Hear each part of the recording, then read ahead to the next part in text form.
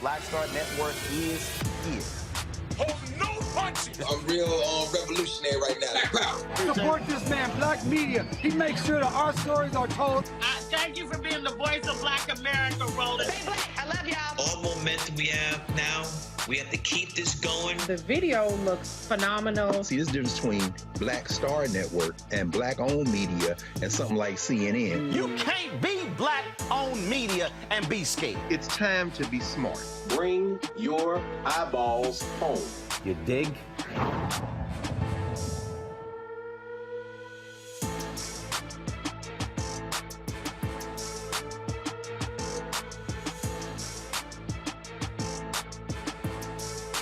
Solo shot. We're about to go live. You got the solo shot?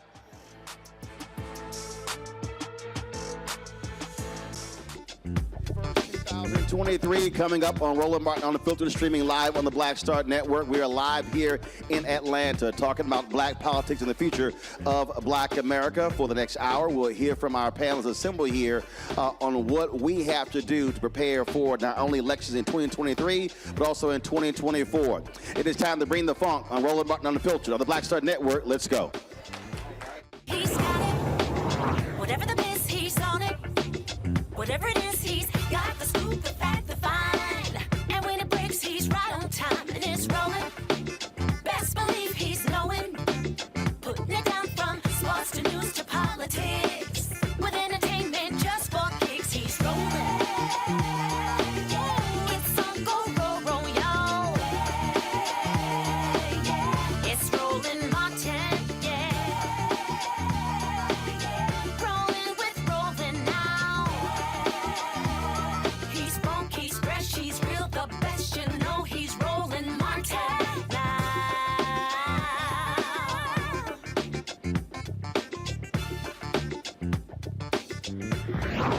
Martin.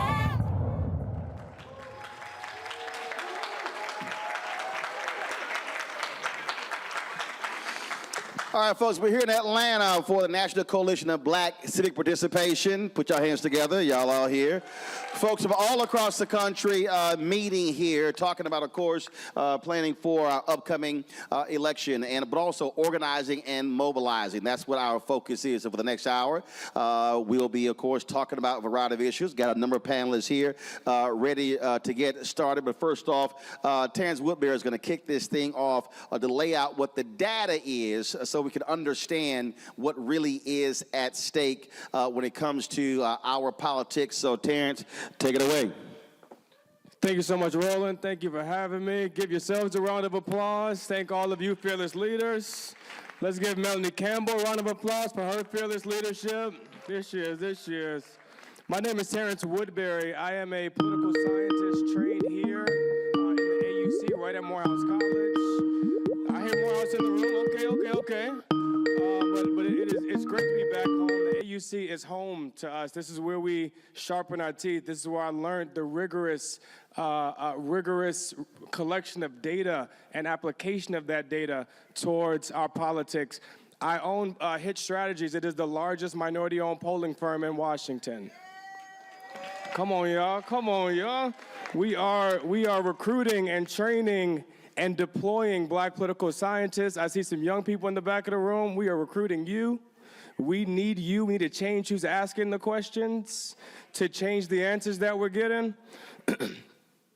I'm gonna present some data here. I'm not gonna bore you, but I do wanna ground us in the data. I'm not gonna talk to you about my opinion. I'm gonna talk to you about the opinions of the black voters that we speak to every day. Last year, we conducted 200 focus groups.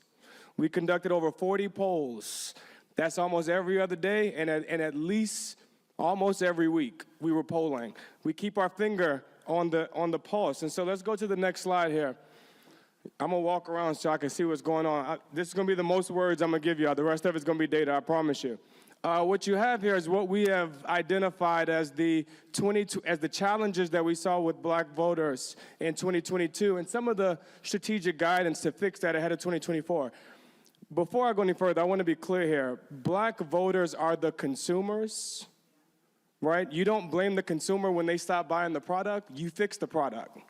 And so I want to be clear here. The challenges I'm talking about are not black voters' problems.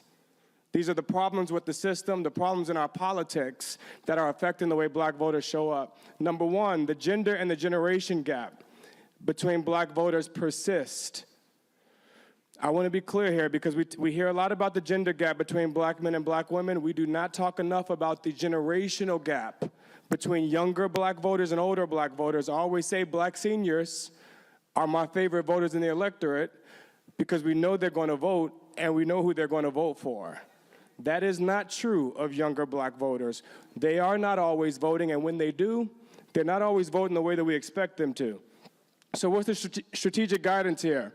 We need deeper investment, greater insights, targeted messaging. We must improve perceptions of messaging around economic conditions, number one. That's where we're losing a lot of black men and where we're losing a lot of younger black voters. It's around the economy. We got to change the way we talk about the economy. And an example of that is, we talk a lot about poverty reduction. Well, not all black folks is poor. And where Republicans start to, specifically Donald Trump starts to make some progress is when he starts talking about wealth creation. It's a very different economic proposition. The other guidance here is we have to connect social issues, progressive issues, to black values. Specifically, when I'm talking about black men, I'm talking about my daddy, who is a captain in the military, raised his family. The values that he holds closest, values like masculinity. It ain't all toxic. So start there. Not all masculinity is toxic. Faith, specifically Jesus Christ. This ain't blind faith. This is a faith with a name. Family. Patriotism. My father still cries every time he hears the national anthem. Those ain't Republican values. Those are black values. And we have to reclaim those and position our progressive issues through black values. Number two, black surge voters. Those are the voters that show up periodically. They show up sporadically. Black surge voters are cynical to the promises of politicians. They don't trust our promises anymore, even the ones they like. They don't believe Barack Obama is going to do what he says he's going to do. And he got a 96% approval rating. So what do we have to do? We have to change the messenger. We must become the hero of our story. We need to tell us how our votes made our lives better. Example of that, I was in a focus group in Philadelphia where I gave them a list of all the progress that had been made. Child tax credits and climate, and I mean, the list goes on. And as I was going through the list, the young brother sitting across from me was getting angry. And I asked him, why are you shaking your head and sucking your teeth? These are good things that are happening. He said, because I can't access none of this.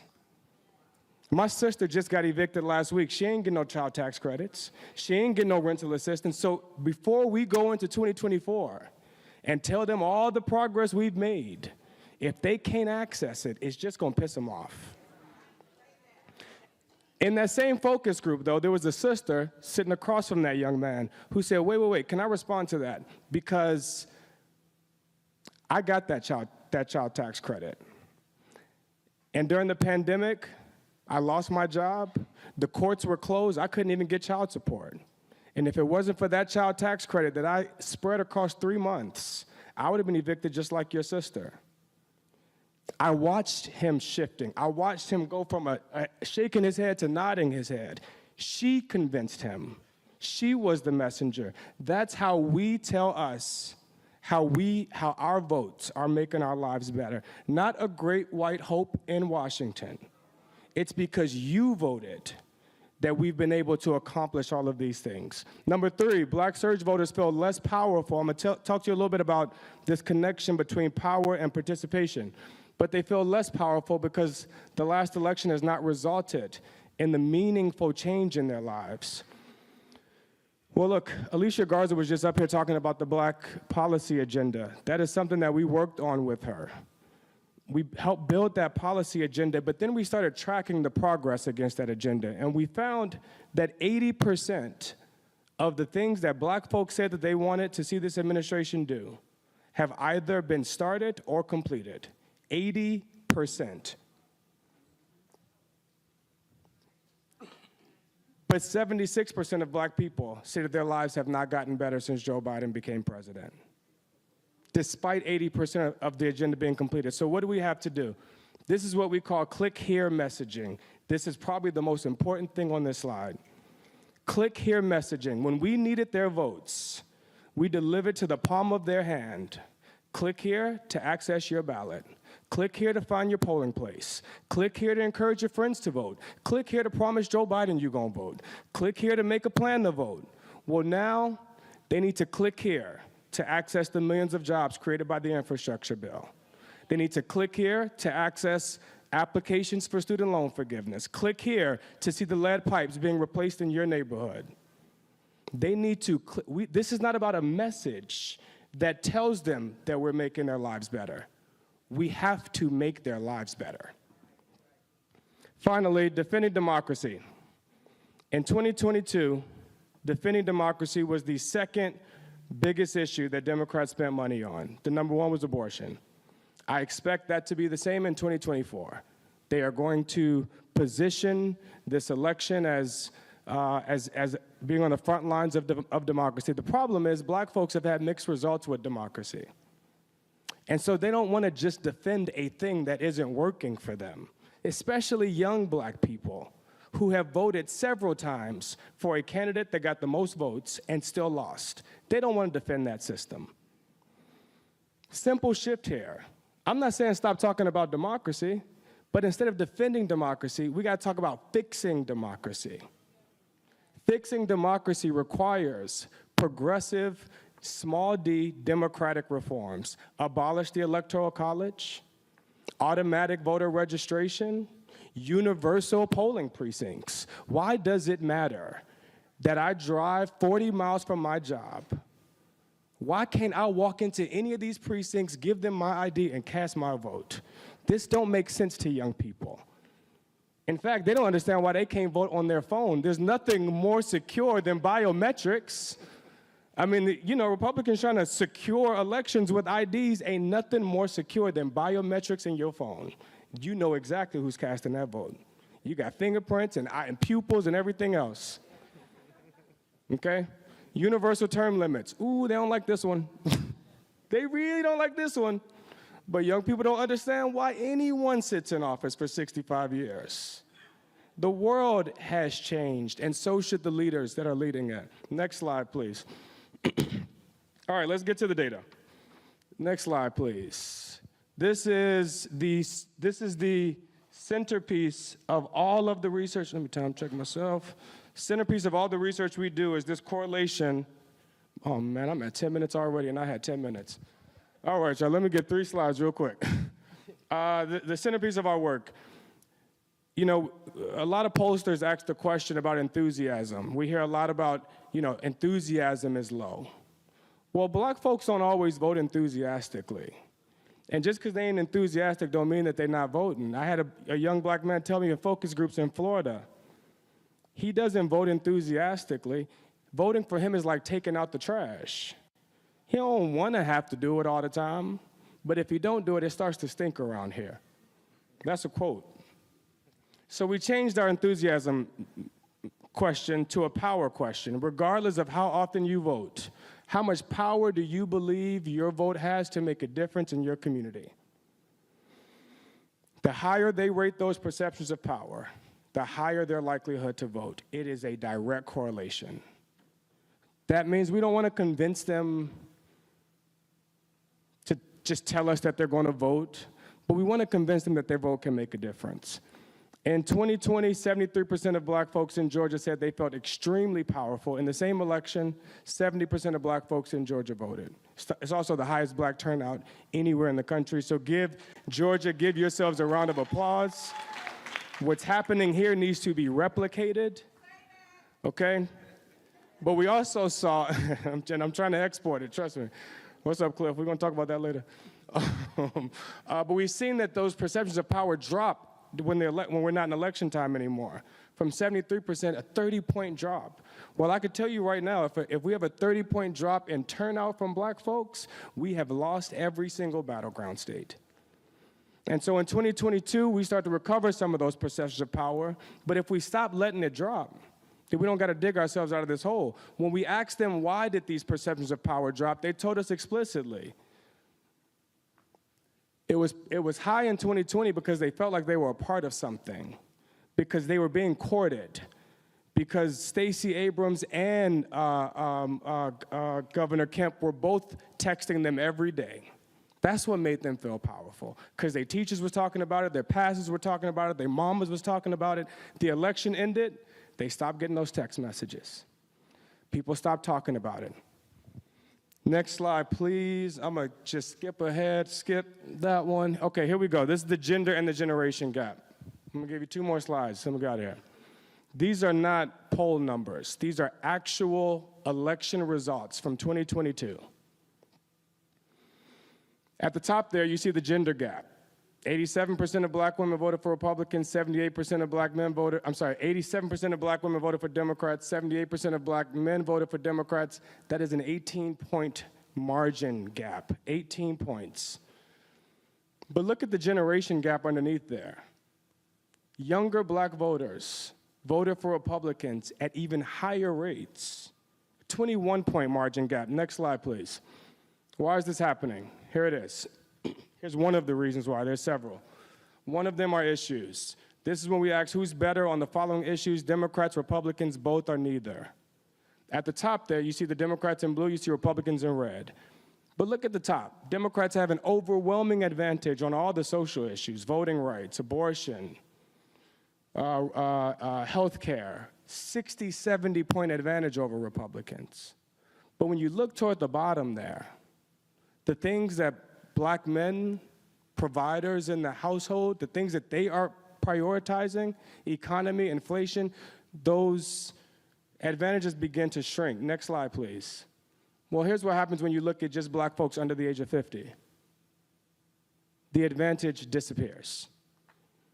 Republicans just as good on the economy as Democrats. If I was advising Republicans how to target black voters, I would only talk to the 28% that say Republicans are better than Democrats on inflation. That's it. Let's just go get that 28%. Next slide. That's exactly what they're doing. Okay, this isn't the slide. Next slide. Next slide. All right. A part of what we have to do here is when we talk about power, political power, I've asked folks in focus groups, what does political power mean to you? They only describe the first one, the power to elect the people that we want, electoral power. A part of what we have to do is expand that cycle of power. Your political power ain't just about your vote. That's the beginning of the power. Literally, the first step, not the last. The cycle of power means after we've elected them, we get to negotiate, moving them closer to our position. After we negotiate, we get to hold them accountable. Also called protest power. We get to stand outside that office and say, remember that thing we talked to you about? We're going to show up every day until it happens. The last one, young people really like, you get to fire their asses when they don't do it. Punitive power means we can fire them. Throughout that cycle of power, we got to keep talking about progress. We got to keep giving them information. This is the game, folks. If we don't make them feel more powerful, we cannot ask them to show up and do this thing again. That was literally 6 of my 20 slides. So I'm gonna make sure we distribute this. Thank you all so much. All right, Terrence, great information there. We're going to go to our panelists right now, and I'm going to start with Cliff Albright, co-founder of Black Voters Matter. Cliff, we talk about this a lot on my show. I'm always talking about connecting the dots, and I think one of the things that we don't do is we don't connect the dots, and that is in talking to people. Charles, sit down, man. The panel is going on. You're just walking up on the doggone stage speaking to people. I'm gonna have your wife just cut you. All right. So again, part of this deal is how do you connect the dots? Because I think when I look at those economic numbers, when that 28% saying Republicans are better, that's because they're actually messaging that. If you don't explain to folk how things actually are, then if that's all I'm hearing, oh, they're better, you're bad, then I believe it. We have to learn to connect the dots. Yeah, definitely. Thank you, Roland, and thank you to this great panel. I feel like I'm at the kiddie table at Thanksgiving. Like, what's up? But yeah, no, we gotta connect the dots. We talk about it all the time. We call it the 365 work. You know, we got to show that Black Voters Matter 365, and we got to show that what we are prioritizing are our issues, our community issues. We always say if the first words out your mouth when we're doing our canvassing or doing any of our activities, if the first words out our mouths are you registered, then we've already failed, right? Because that shows that what we're centering is the registration, right? We're not centering their issues. We're not centering the economics. We're not centering the infrastructure, the utility bills, et cetera, et cetera. So we have to have a different conversation. People ask, what's the best way for us to get ready for 2024? And we say, well, first we got to deal with 2023. Like, you already jumping forward to what you have decided. School board elections, city council elections, judicial, DAs, those elections. All those elections, those local elections, and a lot of that happens in these odd number years. There's no such thing as an off year. So we got to be doing it each year. We got to be doing it all year round, and it's got to be centered on those issues that folks care about. Not just on the candidates, not just on an every 2-year election cycle, but on all those issues that Terrence was just talking about. That takes time, and it takes money. It takes resources, and that's what all of us have got to be fighting for, right?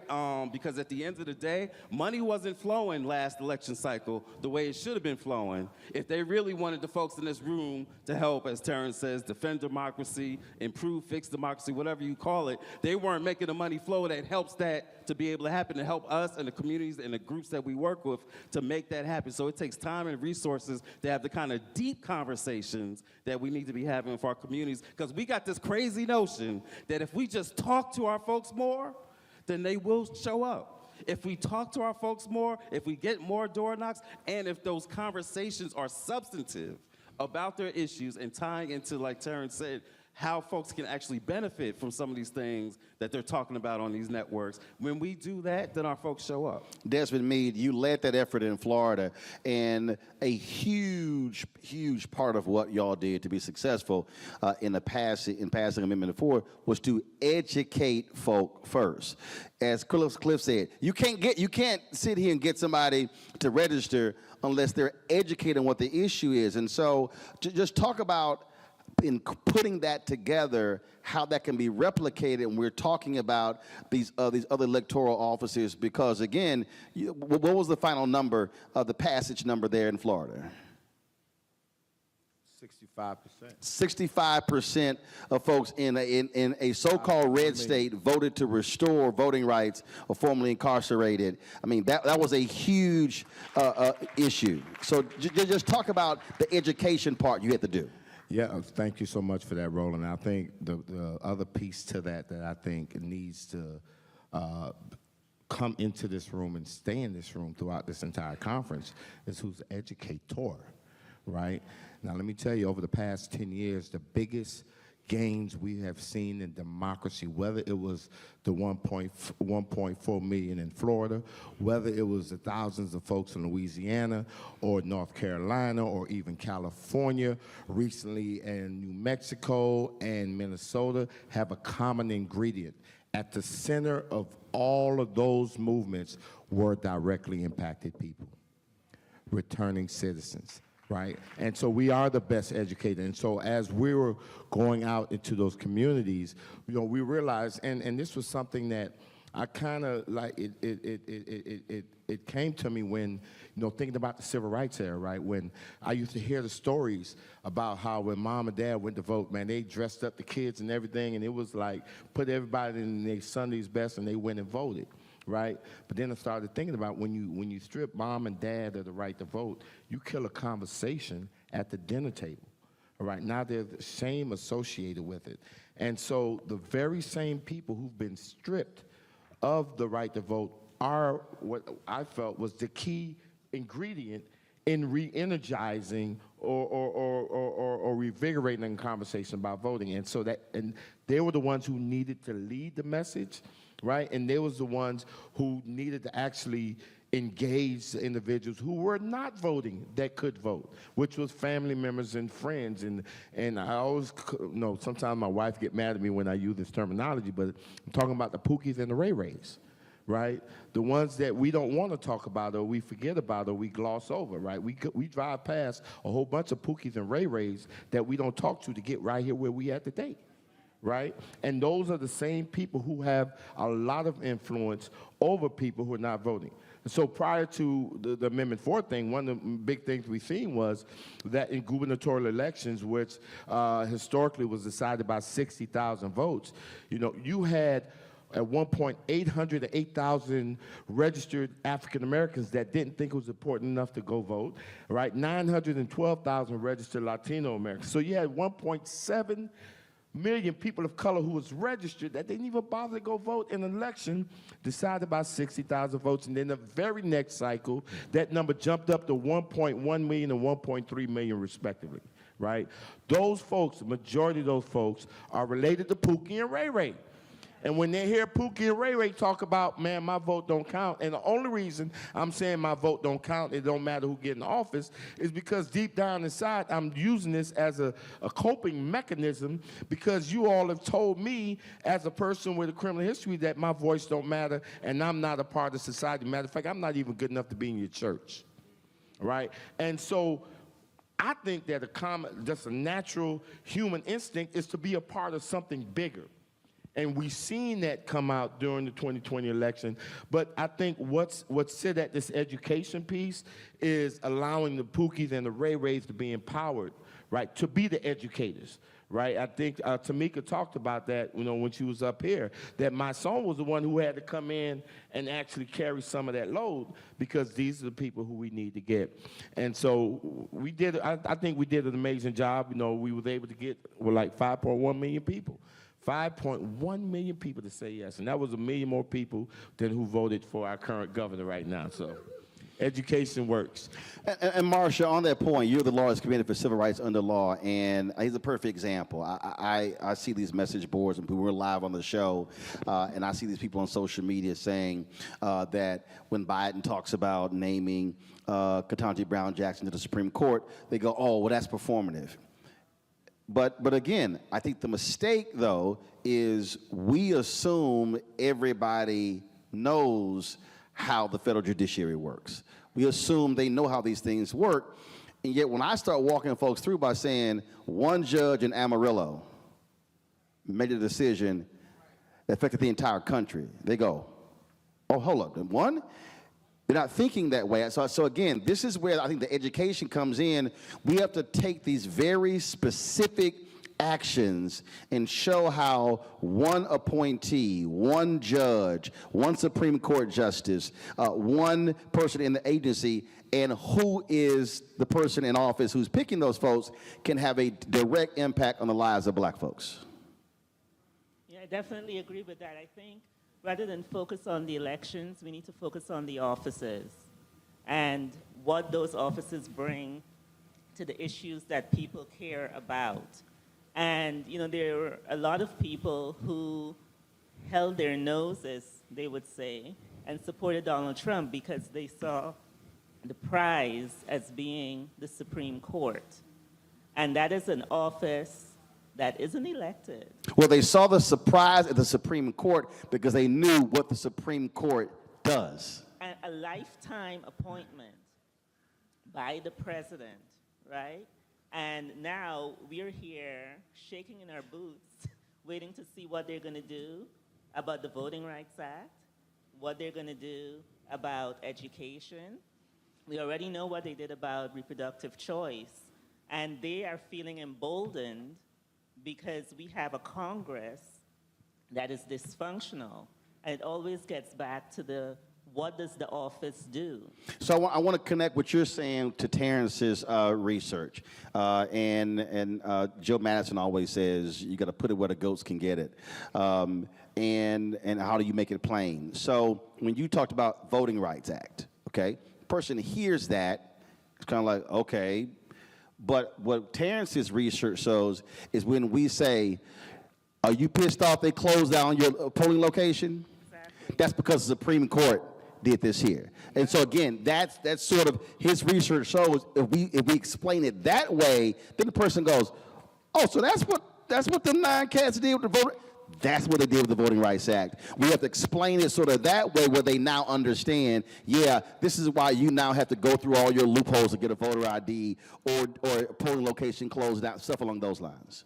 Exactly, and that's why your state keeps passing these laws that make it harder and harder to vote.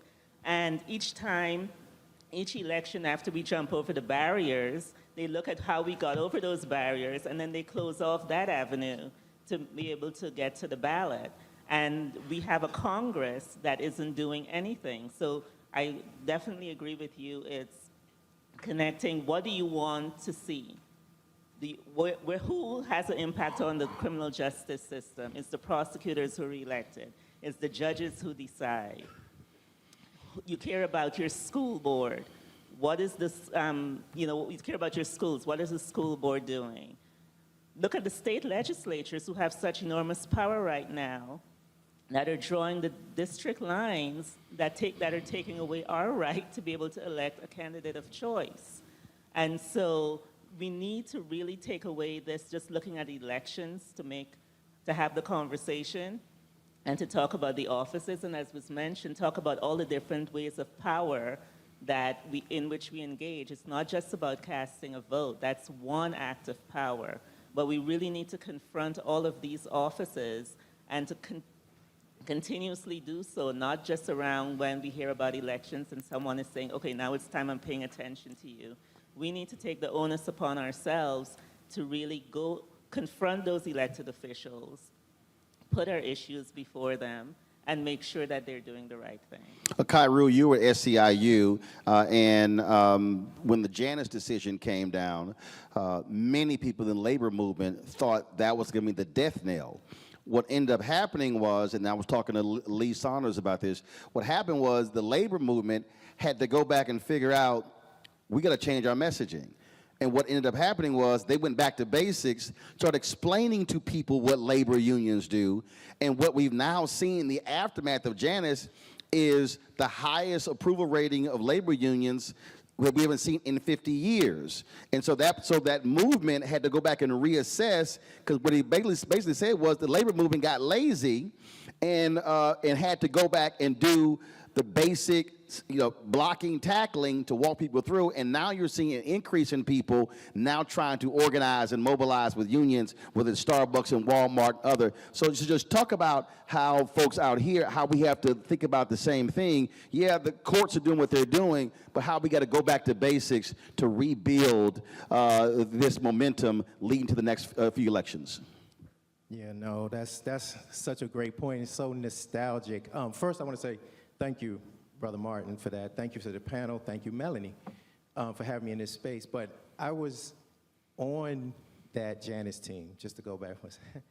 When that went down, we formed an internal team to figure out how we were going to reshape the narrative around unions and how we were going to rethink our work and rethink our strategies and approach to the electoral side, to the union side, to worker rights, just a revamp. And I remember sitting in this room with the leaders of SEIU, explaining to them some of the shifts that we're seeing on the civic engagement side, on the electoral side, in politics, and how we needed to sort of move with the times and move with the current obstacles. And it ended up being revelational and revolutionary. I think we really opened our scope as to how we viewed a voter. A voter is simply a human, a multifaceted human being who cares about a lot of things, and it includes labor unions, but it is not totally all about ballot boxes and unions. It's about explaining to people in plain language how unions and electoral politics make your life better. And it's saying it in words that they actually care about and understand, and it's not transactional rhetoric. It's actually community empowering, game-changing statistics and facts, and you're listening to the people that you're talking to. You go to the door with these scripts. You go to the door with this script about why unions are great and why politics is great, and you lose the person because they're not seeing great. They're seeing struggles. They're seeing transactional. They're seeing people parachute into their community, snatch their vote, and then ghost them, and then show up 2 to 4 hours later with another sales pitch. That's what it looks like. It's just simply a sales pitch, and it's a transaction. So when we sat down in that room, we created an entire department, a whole department that was dedicated to reframing, reshaping, and understanding how to do the work. YT, you were the Leadership Conference on Civil and Human Rights, and so what I'm about to say, some folk may say, dang, he really went there. And I hear this a whole lot from a lot of folk. We are very good at saying black and brown, black and brown. But it's a lot of black folks who are saying, I'm looking at the Latino numbers, where in the hell are the brown folks showing up for us? So part of this also is going to have to be, when we're out messaging, we're going to have to say, if we're talking to black folks, black and black, because we have to understand the numbers are there. They are seeing, and a lot of black folks, especially younger voters, don't want to hear black and brown because they're saying, no, what about black? So speak to how organizers must be understanding the language, if you will, the love language, if you will, of these voters, because if you come to some folk with black and brown, they're going to immediately turn you off by saying they don't give a damn about us. How we may have to readjust our messaging to absolutely center and focus black, black, black. Yeah, we have to be overly intentional about and being culturally competent too around when we're talking to black people around their issues, and those are not people of color issues. because the issues that black people face are completely different and are seen differently than our counterparts. And to your point, Roland, when they show up to the polls, they don't always vote with us, right? It takes a lot of efforts from a lot of the groups on this ground, on this panel today, to kind of bring them along. And so when you're talking to black and brown folk, well, black folks in particular, you should be talking about the issues that they care about. Those are the kitchen table issues. And we also, when we're talking to black people, we often mention that there's not infrastructure in some of the places that they reside. That's not true. In black communities around the country, churches have been the infrastructure. Those barbershops, the hairdresser. If I trust you with my hair, I believe and I have a level of trust with you, right? And so when we're talking to them, you trust somebody with your hair, you trust their ass. Yes. Very true. So I think to the point that has been made today on the panel, we make sure that we get an appropriate messenger, and it doesn't look like somebody else that may have the resources or another organization to come in and talk to us about our issue. It needs to be another black person. But we also need to constantly educate people on what has happened and the impact. I know we talked about this a little briefly today, but ARPA funds were dispersed around the country. Those directly impacted people that were going through hardship, and COVID is gone, but the hardships are still there, and black people are facing them each and every day. And so to the message about accountability, this is a way where we hold the elected officials accountable and say, hey, like rent assistance is very much still needed. The eviction diversion plans are still needed. Legal assistance is still needed. And so that's how you bring some of those issues that are affecting black people each and every day to the forefront, and also holding elected officials to make sure that they're meeting them in this moment and making sure they're addressing their issues. And then also the Multicultural Coalition, which is what the Leadership Conference stands on, having over 240 national coalition members that bring the two, that, hey, y'all may not be the best messenger when you're talking to black people. Y'all should focus on this constituency and being honest about that as a coalition so that we can have the biggest impact and turn people out and make sure we have a message that resonates with them from their own community. Abdul, I'm going to hit you with this one here. You may not be, y'all can clap, go ahead. Y'all go ahead. We definitely want to see your reaction to this one here. When I was battling a whole bunch of these crazy ADOS folk, they were complaining about black immigrants. Until I hit them with the data, 10% of black folks, based upon the census, are folks who are black immigrants. And so even when we're having this conversation, when we're talking about how we're going to reach black voters, we also have to understand that how do we message to black immigrants? Actually, the largest increase in the black population, if you look at the data, are black immigrants.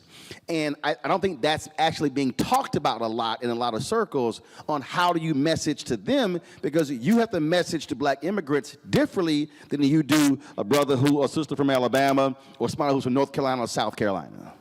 Absolutely. Well, first of all, thank you, Roland. Thank you, Melanie, for having me.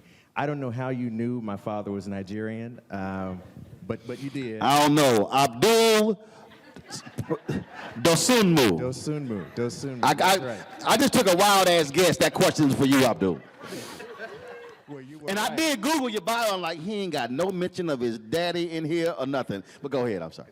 Dad is Nigerian, mom is African-American, but you're absolutely right. You know, I think it's important for us to understand the ways in which the strategy in many ways for the conservative right has been a strategy of division.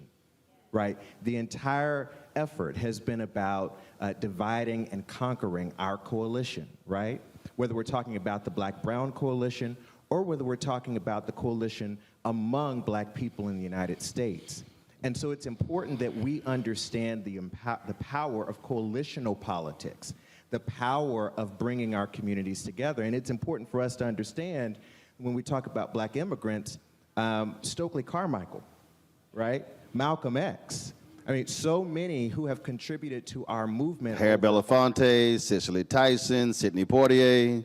Absolutely. But part of that conversation that we have to have is a very real conversation about the ways in which anti-blackness itself operates both here in the United States and around the world, right? And the ways in which many black immigrants have been convinced that the only way to get ahead is to distance themselves from African American communities. Right? Which means also we have to understand how that was exported to those places and not just, oh, that's how they think. No, that's how they were taught. Taught, absolutely. And it all comes back to education, which was your initial point, right? The work we do at the Young Black Lawyers Organizing Coalition is education work, right? Because what we understand in the landscape of voter suppression is that they can take a lot from you, but they cannot legislate away your knowledge.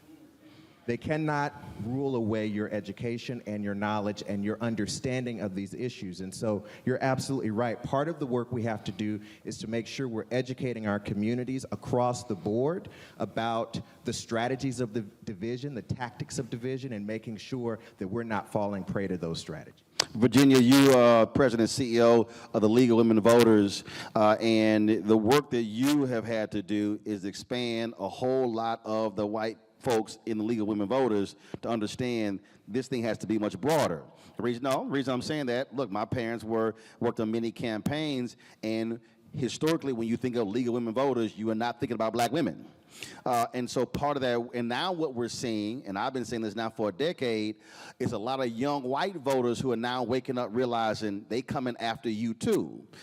Texas trying to remove early voting locations from college campuses with 8,000 or more students. We're seeing this happen. And so when we talk about this attack on democracy, attack on voting, we're now seeing there's a direct attack on young white voters and not just African American. Talk about the work that you've done to try to expand the horizons of folks in League of Women Voters to say they coming after us too, and you're nonpartisan. Thanks, Roland. It's good to see you again. Absolutely. And, thank you, Melanie. I don't know if she's in the room or not. I just wanted to know, I think today and tomorrow, the dates that Melanie selected were very profound, given the fact that 102 years ago, it's the anniversary of the Tulsa Massacre and the destruction of Black Wall Street.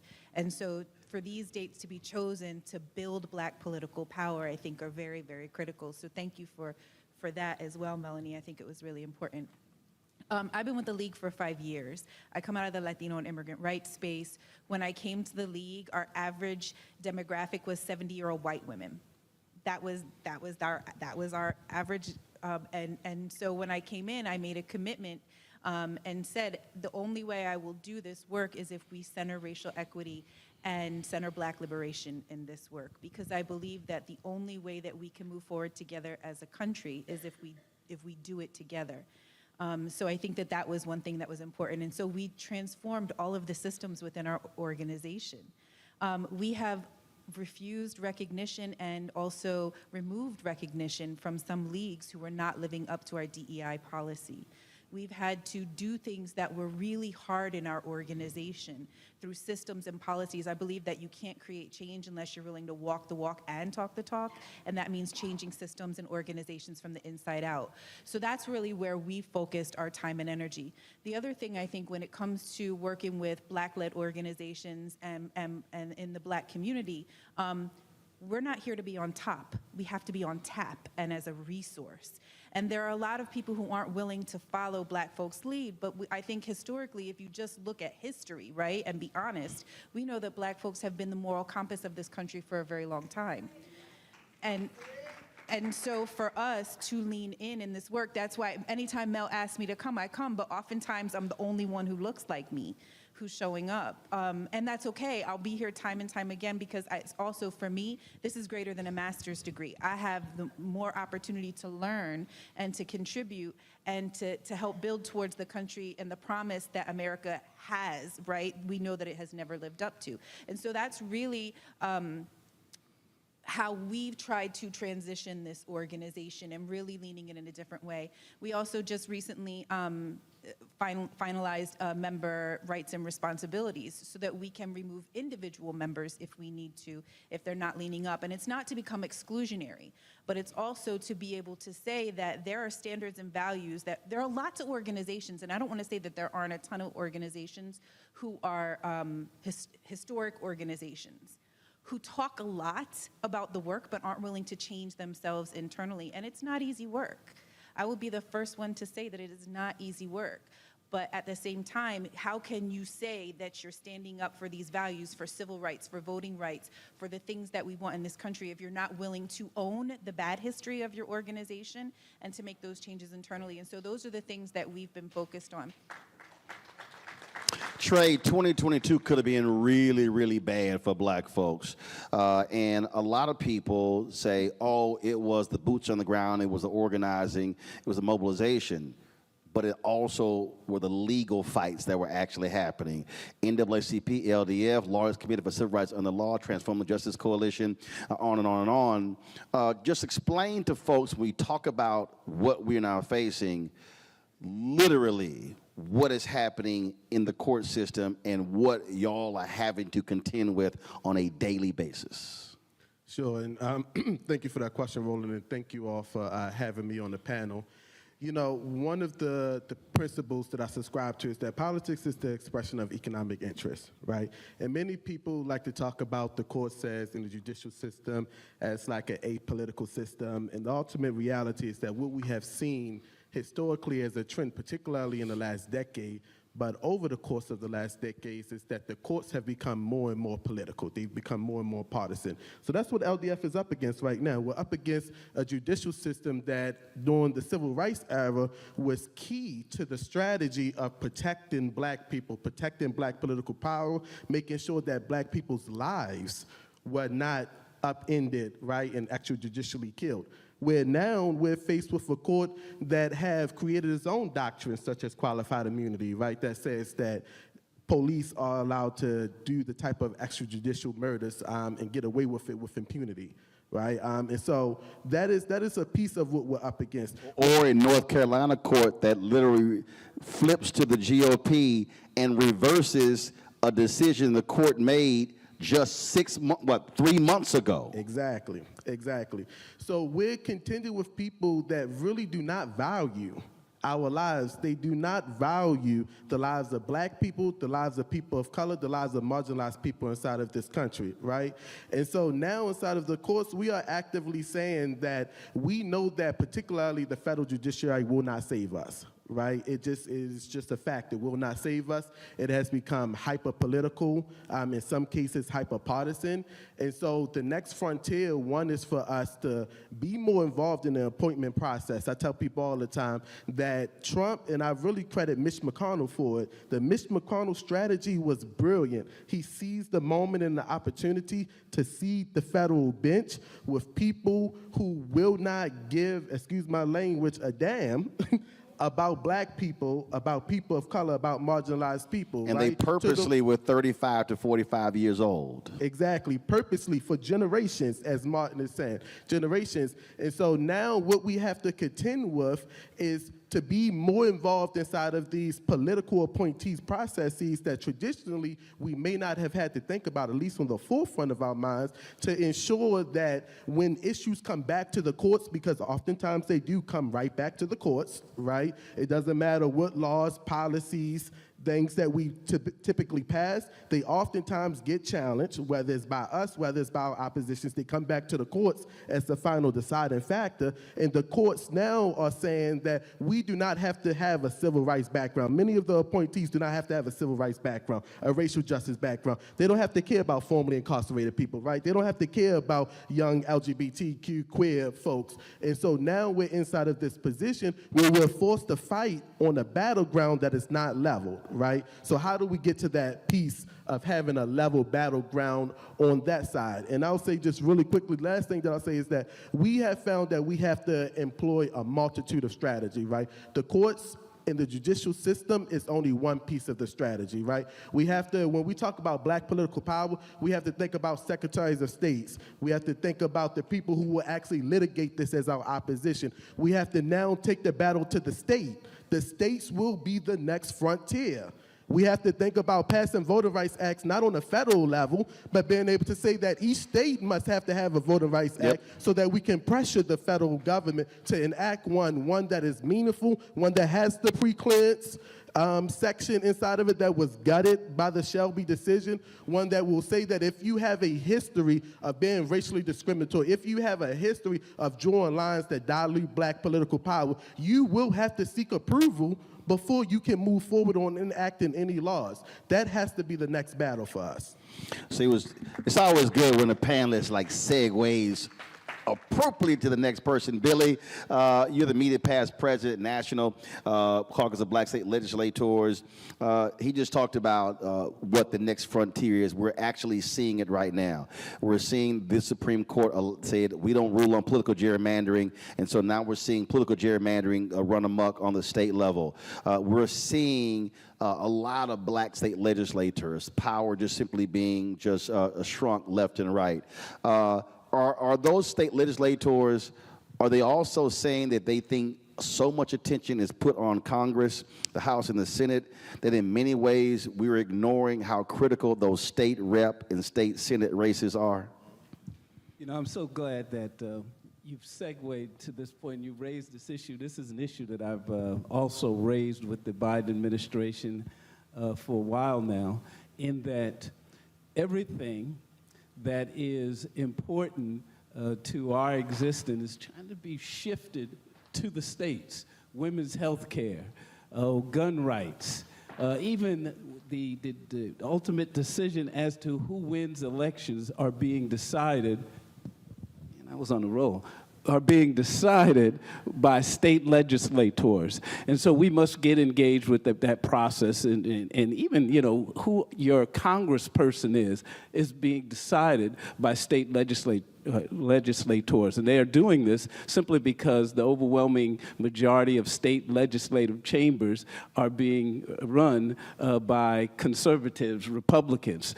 So we need to really get engaged with that process. You know, I used to ask quite a bit of folks, and I'm not going to ask you to do it here. How many of you think that your representative, your state legislator, is doing okay? Or you just hear, you know, he's the kind of legislator that you only hear from during election time? Ask the question. Do they know their state representative? I know half of them don't. No, but ask the question. How many of you know who your state legislator is? Now we're going to test somebody and ask you. How many of you think that they only show up around election time? Now, you people who are raising your hands, you are telling on yourself. Because the reality is, it's a participatory process. When I ask conservatives, how many of you think your legislator just shows up during election time? You know what they say? My legislator is pretty responsive, meaning that they understand that if they have an issue, they don't sit on the sidelines and wait for that person to come to their church and come around. They contact their legislator and say, this issue is important to me, and you need to address it. There's nothing, no money, no lobbyists, no issue more important to someone who is there because of being elected. There's nothing more important to them than you coming up to them and says, hey, my name is Billy Mitchell. I live in your district. I can vote for you, and this issue is important to me. There's nothing more powerful than that. So that's the kind of mindset that we have to bring to the table so that we can change what's going on in the state legislators. I will tell you, thank God for the people like Helen Butler out there. She's one of those that are out there making sure that folks are voting in our state like they are voting nowhere else. Now, let me tell you, Georgia is a fantastic, and Roland, give me the sign. Georgia is a phenomenal place. According to the census, from 2010 to 2020, the last census assessment, 1 million new people moved to Georgia. 90% of them were people of color, most of them black folks. The census suggests that if you are a black person in this country and you are moving to another state, the state you are most likely moving to is Georgia, and it's by far. So we need to continue to cradle, to take that power that we have and make certain that we continue to go and vote as we do, because the state is where really where it's at. There's no question about it. That's where the power is. That's where we can certainly make a difference the quickest as well. All right, we got about 6 minutes left, so I'm going to do this here, and then I'm going to start on this end. We're going to go all the way down, and that is I want each of you in 30 seconds, let's see how good you are. If there's one thing that you want organizers to do leaving here, what is that one thing? Oh, you don't want to go first? He went, Jesus. Okay. There's more than one thing. I want you to get engaged in the process no matter what. You know, the best election advice I have ever been given in my life was an older gentleman who said, look at the voting participation process as public transportation. You know, if there's not a bus that is going exactly where you want to go, you take the bus that goes as close to where you want to go. And it's only by doing that over and over and over again where we will get to where we need to be. Courts, courts, courts. I want us to understand that the issues we're facing right now this summer, we're expecting a not-so-great decision on affirmative action, a not-so-great decision on the Voting Rights Act. I want us to understand that that attack did not start yesterday. It started 40 years ago. They started building power for this moment 40 years ago by pipelining conservative legal talent for the courts. We've got to do the same for civil rights legal talent, and that's why the Young Black Lawyers Organizing Coalition is out here. Good job. 31 seconds. Yes, I got to stop watching everybody go. So the one thing I want you to take away is, yes, I want you to make sure you prioritize your issue and vote, but I also want you to participate. And so what I mean by that is we always see across the country poll worker shortages. You can be a part of the process and get paid to do it, and building that pipeline of leadership throughout participating and providing more trust and integrity into our elections by being a part of the process. Love it. So I just want folks, young people in particular, to remember that we are contending for governing power. That means that while we're engaging inside of the struggle for black freedom and power, we must control the narrative. It is important that you tell your own stories. If you don't, somebody else will tell it for you. We are building the record not just in the courts, but in the court of public opinion as well. So you actually stole mine about poll worker recruitment, but I will say that the poll worker recruitment piece, everybody needs to be focused on recruiting poll workers. We have seen poll workers and elections officials leave in droves because they are fearful of violence. And so my parents filling that gap is my parents. Yeah, people who's filling that gaps, Moms for Liberty, who are the main group that has been recruiting individuals on the book bans. They've formed over 200,000 people in the last 2 years, 200,000 white supremacists in the last 2 years who are all white women who have gone. They are filling up the election worker slots as well now. We have to focus on making sure that our folks are at the polls and that they are the ones, because otherwise those are the same people who are going to contest the elections, cast doubt on ballots and everything else. So please recruit poll workers. And that's how Moms for Liberty took over 10 of the 14 largest school districts in South Carolina and fired a host of black superintendents, including the superintendent of the year, because they showed up at those school board elections. Desmond. Well, I was thinking long and hard about this, and I just got to be real with y'all. I mean, when you look across the table from me, a lot of familiar faces, people, you know, I mean, I'm not going to talk to y'all about voting. Y'all show up to vote. What I'm going to ask you to do is step outside your comfort zone, right? It's time for us to step outside our comfort zone and bring some fresh blood into this discussion. Right? We got to talk to Shaniqua. We got to talk to Pookie and Ray Ray. And if we don't talk to them, let me tell you something, somebody else will. And one thing I know is that even though the hardest thing for me as a parent to do is to talk to my kids about sex, I knew I'd rather be the one to talk to them than let the internet teach them about sex. So let's step outside our comfort zone, because that's the only way that I think we're going to reverse the trend. Yeah, so many things that popped to mind, but what I'll say is I have been given a charge internally with my teams and leaders within SEIU and organizers broadly to think about an intentional Southern organizing and power building strategy, short-term and long-term. There are tremendous opportunities in the South for building power.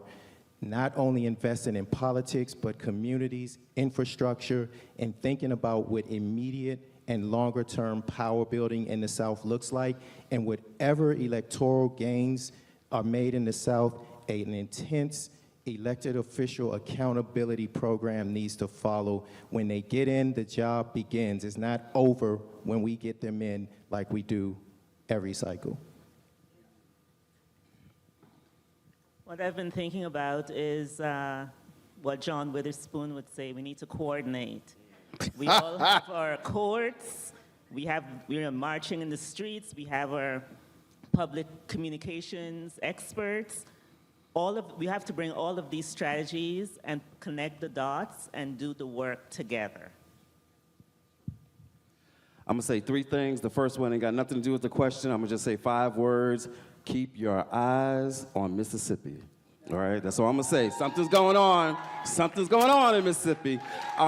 Second, to answer the question, what would I say to organizers? A lot of people think that a sign of a good organizer is how well you talk. I've always believed the mark of a great organizer is how well you listen. And so listen to our people, listen to our partners, listen. And the last thing I'm gonna say is this: y'all, this work is hard. We have got to find the space for some black joy in this work. We've got to sustain ourselves, or else we're not gonna be able to do this and get to the mountaintop. Black love, black joy. We got to include black culture, because culture will eat strategy for breakfast. And our history shows us that when we do that, when we stand in our faith in black love and black joy and black culture, our history shows us there ain't nothing we can't do. I will close this out this way. And I was listening to the previous panel when they were talking about all the commitments that have been made after George Floyd's death and how a lot of these companies are falling back on that. We have to do a much better job of utilizing black-owned media. It's very easy to say we're doing these things, but it's called mass media for a reason. What the right has successfully done is they have funded the conservative media infrastructure. I'm not talking even Fox News. I'm talking about their digital operations. They have completely funded that. And so part of that whole deal is how they're driving that messaging. The reality is, even now, so we launched September 4th, 2018, we still are the only daily black news show in this country. And I can tell you, if it wasn't for our followers, they've contributed. And look, we don't send them swag, we don't send them hats, bumper stickers or whatever. They've contributed $2 million. So I'm talking about $5, $10, that's what they've done. And when we talk about organizations that have actually supported us, Melanie's group, they've been with us from day one. Black Voters Matter, been with us from day one. They've been funding this large committee for civil rights under law. The key is you have to get messaging out. And so you should be connecting with those black newspapers, black radio, who are those producers, because that's how we're going to reach folks. A lot of times we're waiting on mainstream to show up. They ain't showing up. But I can tell you this, I know this for a fact. There are things that we discuss on our show, and there are people who come on the show who I see later on CNN and MSNBC because their producers are watching. And so we have to utilize our black media infrastructure because that's actually how we got here. So if it wasn't for Chicago Defender, Tri-State Defender, if it wasn't for Pittsburgh Courier, it wasn't for black radio, then you don't even have a civil rights movement. And so we have to absolutely do that. The second thing is this here. All of you organizers, hold up your phones. Hold your phones up. Now, some of y'all, we've taken selfies. Y'all ain't got no clue how to use some of these phones. But I'm about to help y'all out. You are literally holding in your hand a communication device to communicate with the world. When you have events, live stream your events on Facebook, on YouTube. Now let me explain what then happens. When you live stream your events, I can't be every place. We then can grab your live stream, broadcast something on the show because we have the video. You can take that same video, strip the video out, strip the audio off, and now you can send the audio out as well. And so a lot of folks have events, and they are only talking to the people in the room. Use the technology that's at your disposal. And again, people complain about, man, media didn't show up. You literally can create your own media, and then when that thing is now spread across Twitter, across Facebook and Instagram and fan base on the platforms, we now can expand it. And so I'd encourage folks to do this all the time. If you're door knocking, live stream that as well, because again, use the technology, because trust me, people are watching, and when they see it, they go, oh, I didn't realize they were doing that. I had a white woman who came on the show with the Poor People's Campaign. And she was one of the organizers. And when she finished, she says, Roland, I got to do one more thing. She said, I didn't know the Poor People's Campaign existed. She said, I'm a white woman in West Virginia. I happened to see your show on YouTube. And I immediately called the Poor People's Campaign in West Virginia, and she's now one of the 3 co-chairs of the state of West Virginia. So a white woman was watching my show in West Virginia, and that's how she got with the Poor People's Campaign. That shows you people are paying attention and watching. Use the media to actually drive your messaging. Give it up for our panel, please. Mel is going to come up and close us out on Black Star Network. We're going to commercial break, and then I'll be live in 2 more minutes. I'll be back on Roland Martin Unfiltered on the Black Star Network. Melody, come on up. All right, Ro. Thank you, thank you, thank you. Was this not power? It was, and there was. You had to be the one to do this panel, because we were going to split it up, and it was at the Black Star Network is here. Oh, no punch! I'm real revolutionary right now. Thank you for being the voice of Black America. All momentum we have now, we have to keep this going. The video looks phenomenal. See, there's a difference between Black Star Network and black-owned media and something like CNN. You can't be black-owned media and be scared. It's time to be smart. Bring your eyeballs home. You dig? Hatred on the streets, a horrific scene, a white nationalist rally that descended into deadly violence. White people are losing their damn minds. As an angry pro-Trump mob storms the U.S. Capitol, we've seen shooting. We're about to see the rise of what I call white minority resistance.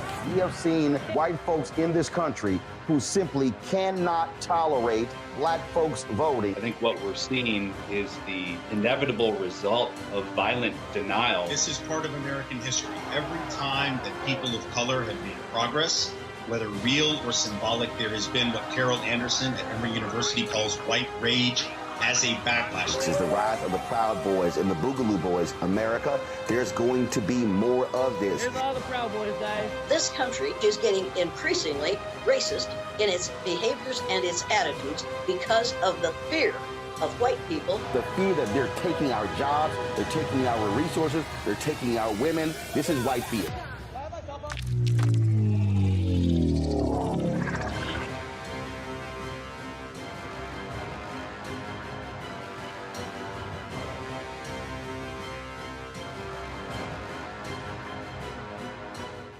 When you talk about blackness and what happens in black culture, we're about covering these things that matter to us, speaking to our issues and concerns. This is a genuine people-powered movement. There's a lot of stuff that we're not getting. You get it, and you spread the word. We wish to plead our own cause.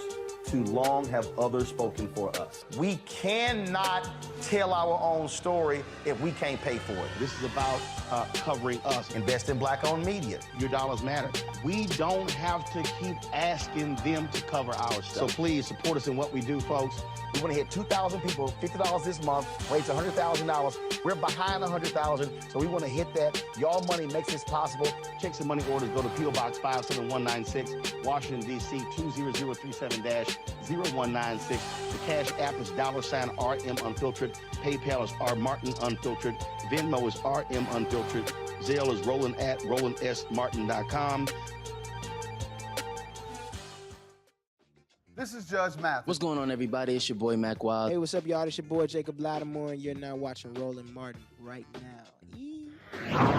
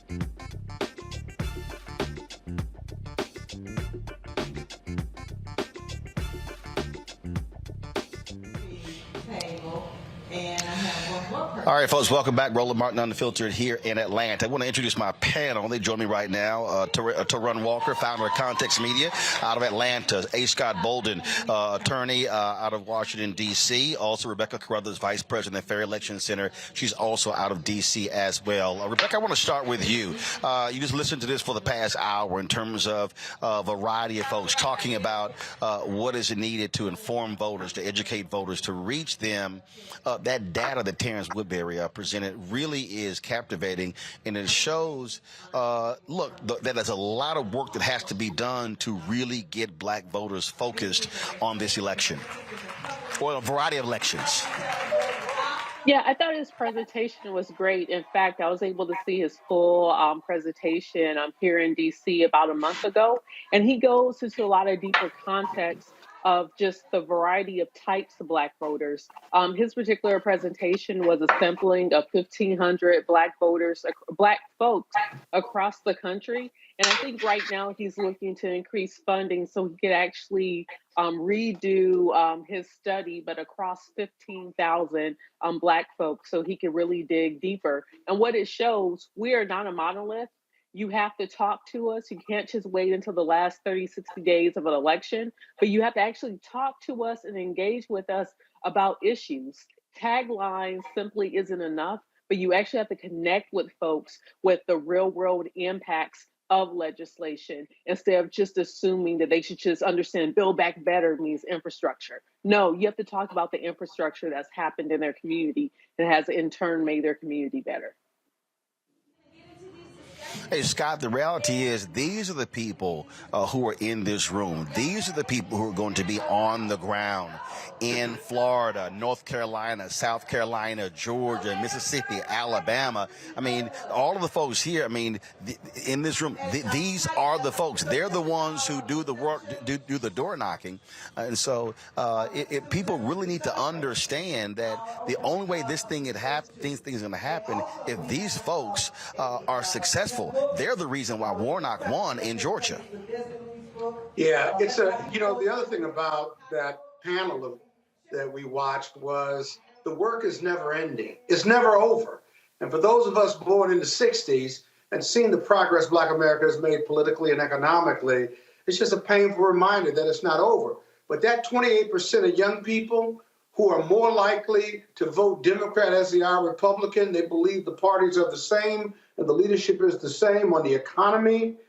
We got to go get that 28%. Everybody in that room ought to go look for that 28% and really talk to them and educate them, because it's depressing knowing if you're not in the know, if you're not an informed voter, it's depressing with how uninformed voters and young people, how much energy and effort it takes to bring them to a clear understanding on what's at stake here and why Democrats and independents are so much better for this country than Republicans and their slogans and their far-right extremist political violence infused sometimes, how detrimental they are to the country. And so that was my takeaway from the panel. Great discussion, but just really a lot of work to be done. Absolutely, and Run, the thing that I think is also critically important when we talk about that 28%, and we see this in the data, and that is you cannot make assumptions today in 2023 about Black voters based upon 2013, 2003, based upon 1993.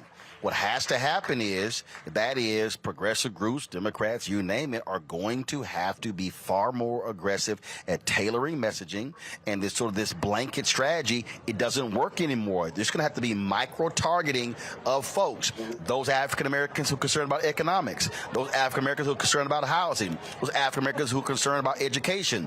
It's just not going to be, we can just have this sort of one way of reaching African American voters. No, it has to be a lot more micro-targeting. You know, Roland, I am so happy to finally see conversations being had like this among organizers and people who are going to be going out knocking on doors, because this is something that has been said for the longest on the ground level, that people who are going to work every day, people who are poor and working class Black people, you have to find messaging and you have to talk to these people respectfully, and you have to talk to them about issues that concern them. A lot of times, these people who come into cities and come into towns when there's an election are people who are not connected to the culture. They're not connected to the people in each individual city. And you have to reach people where they are, and you have to talk to them in ways that they can respond to, which is the bread and butter things that they deal with every single day as they go throughout their lives. And I'm just really happy to hear people on the ground and people who are working and organizing start to have these conversations about how do we talk to people in a respectful way, not a condescending way, that really resonates with these people. And I'm glad to see this finally. Well, I think that the reason this gathering is so different because these are the local people. What you're talking about when these campaigns hire a campaign director or they bring in staff, they're not from there, they're from other parts of the country. Whereas folks here in Florida, they know Florida. They know those states, they know those neighborhoods, those cities, they know those blocks in those streets. And so that's why we thought it was important to be here to live stream a lot of these different events because what we are about to see take place between now and next year in local races, congressional races, we're about to see a wholesale attack on Black folks. And I wrote my book, White Fear. It's there. We're seeing it. It's in real terms. And so we're going to go to a break. We come back. We're going to talk with a Texas State representative. They're dealing with that right now. Folks, this thing is real. And so We have no time for African Americans to play games because what Republicans are largely doing, they are specifically targeting black people and black advancement, and they absolutely want to roll back many of the successes. So we'll continue this conversation right here on Roland Martin Unfiltered on the Black Star Network. If you're on YouTube, hit that like button, folks. Please, we certainly appreciate that. We also want you to support us in what we do. You matter. Download the Black Star Network app, Apple phone, Android phone, Apple TV, Android TV, Roku, Amazon Fire TV, Xbox One, Samsung Smart TV. Also, your dollars matter. Look, folks, your dollars make it possible for us to be here to broadcast these type of events. Nobody else in black-owned media is doing this. Let me say, nobody else. All those new so-called new black media folks, a lot of them are real quiet when it comes to this hardcore organizing. Send your check and money orders to P.O. Box 57196, Washington, D.C., 20037-0196. Cash App, $RM Unfiltered, PayPal, R Martin Unfiltered. Venmo is RM Unfiltered. Zelle, Roland at RolandSMartin.com, Roland at RolandMartinUnfiltered.com. We'll be back live at Atlanta.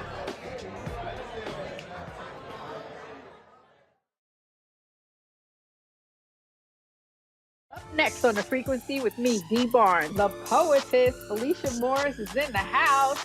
She's an MC, a recording artist, a hip-hop historian, broadcast journalist, and an entrepreneur. The advantages was I got to do an album and hear my music on the radio and travel around the country with a major label. I was label mates with Tupac and Marky Mark and the Funky Bunch. Welcome, The Poetess, right here on The Frequency in the Black Star Network.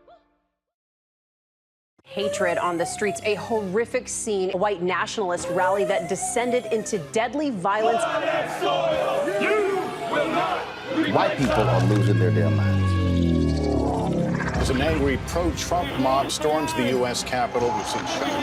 We're about to see the rise of what I call white minority resistance. We have seen white folks in this country who simply cannot tolerate black folks voting. I think what we're seeing is the inevitable result of violent denial. This is part of American history. Every time that people of color have made progress, whether real or symbolic, there has been what Carol Anderson at Emory University calls white rage as a backlash. This is the rise of the Proud Boys and the Boogaloo Boys. America, there's going to be more of this. Here's all the Proud Boys, guys. This country is getting increasingly racist in its behaviors and its attitudes because of the fear of white people. The fear that they're taking our jobs, they're taking our resources, they're taking our women. This is white fear.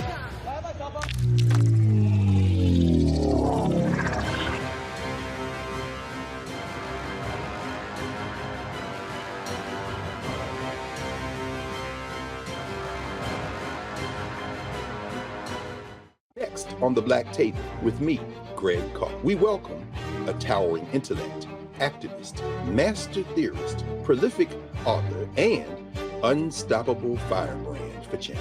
The one and only Dr. Errol Henderson joins us to talk about his new book, The Revolution Will Not Be Theorized, Cultural Revolution in the Black Power Era. And this is what's going on in so much of academia and in some movement circles is an anti-black nationalism. It's an hour of power that you don't want to miss. That's right here on the Black Table on the Black Star Network. That was a pivotal time. I remember Kevin Hart telling me that. He's like, man, what you doing, man? You got to stay on stage. And I was like, yeah, well, I'm young, thinking, I'm good.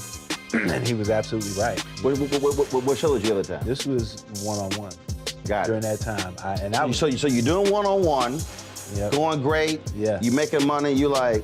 I'm like, I don't need to leave. I don't need to leave from, Wednesday, Thursday to Sunday. I didn't want to do that. It was just like, I'm going to stay here. Or I didn't want to finish work Friday, fly out, go do a gig Saturday, Sunday. I was like, I don't have to do that. And I lost a little bit of that hunger that I had in New York. I would hit all the clubs, run around. Sometimes me and Chappelle or me and this one or that one, we'd go to the Comedy Cellar at 1 a.m. And that was our life. And we loved it. You do 2 shows in Manhattan, go to Brooklyn, leave Brooklyn, go to Queens, go to Jersey. And I got complacent. I was like, I got this money, I'm good. I don't need to go. I want to go chase that because that money wasn't at the same level that I was making, but what I was missing was that training. Yes. Was that. And it wasn't the money. It was the money. You know, it was that. That's what I needed.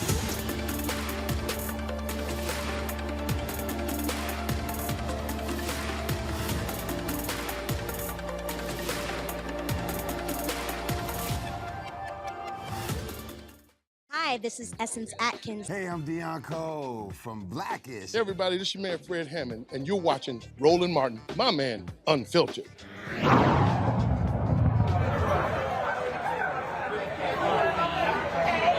All right, folks, welcome back to Atlanta, where the National Coalition of Black Civic Participation has their Southern leadership convening, preparing for, of course, the upcoming elections this year in 2024. One of the places where we're seeing just craziness happen is in Texas.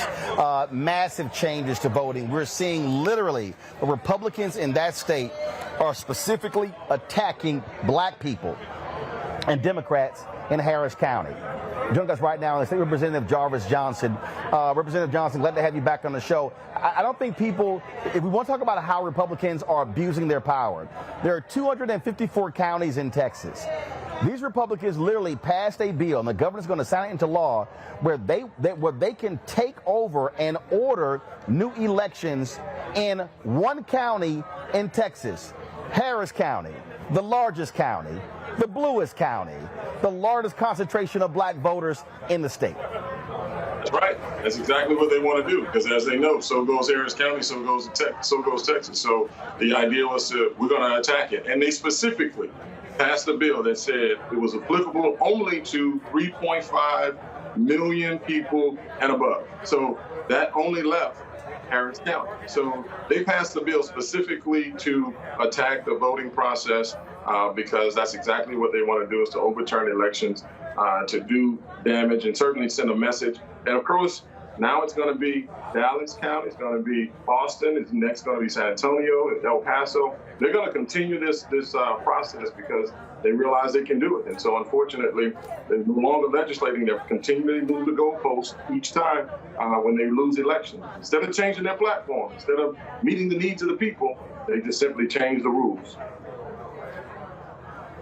And again, we're not talking about them saying, hey, here, we could allow the Secretary of State to order new elections in all counties. No, it is specifically Harris County. They have been ticked off.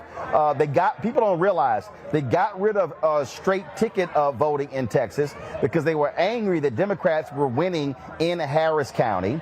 So they outlawed straight ticket voting. That was, I think, 2017-18. Then all of a sudden they were angry with Harris County when they had drive-through voting.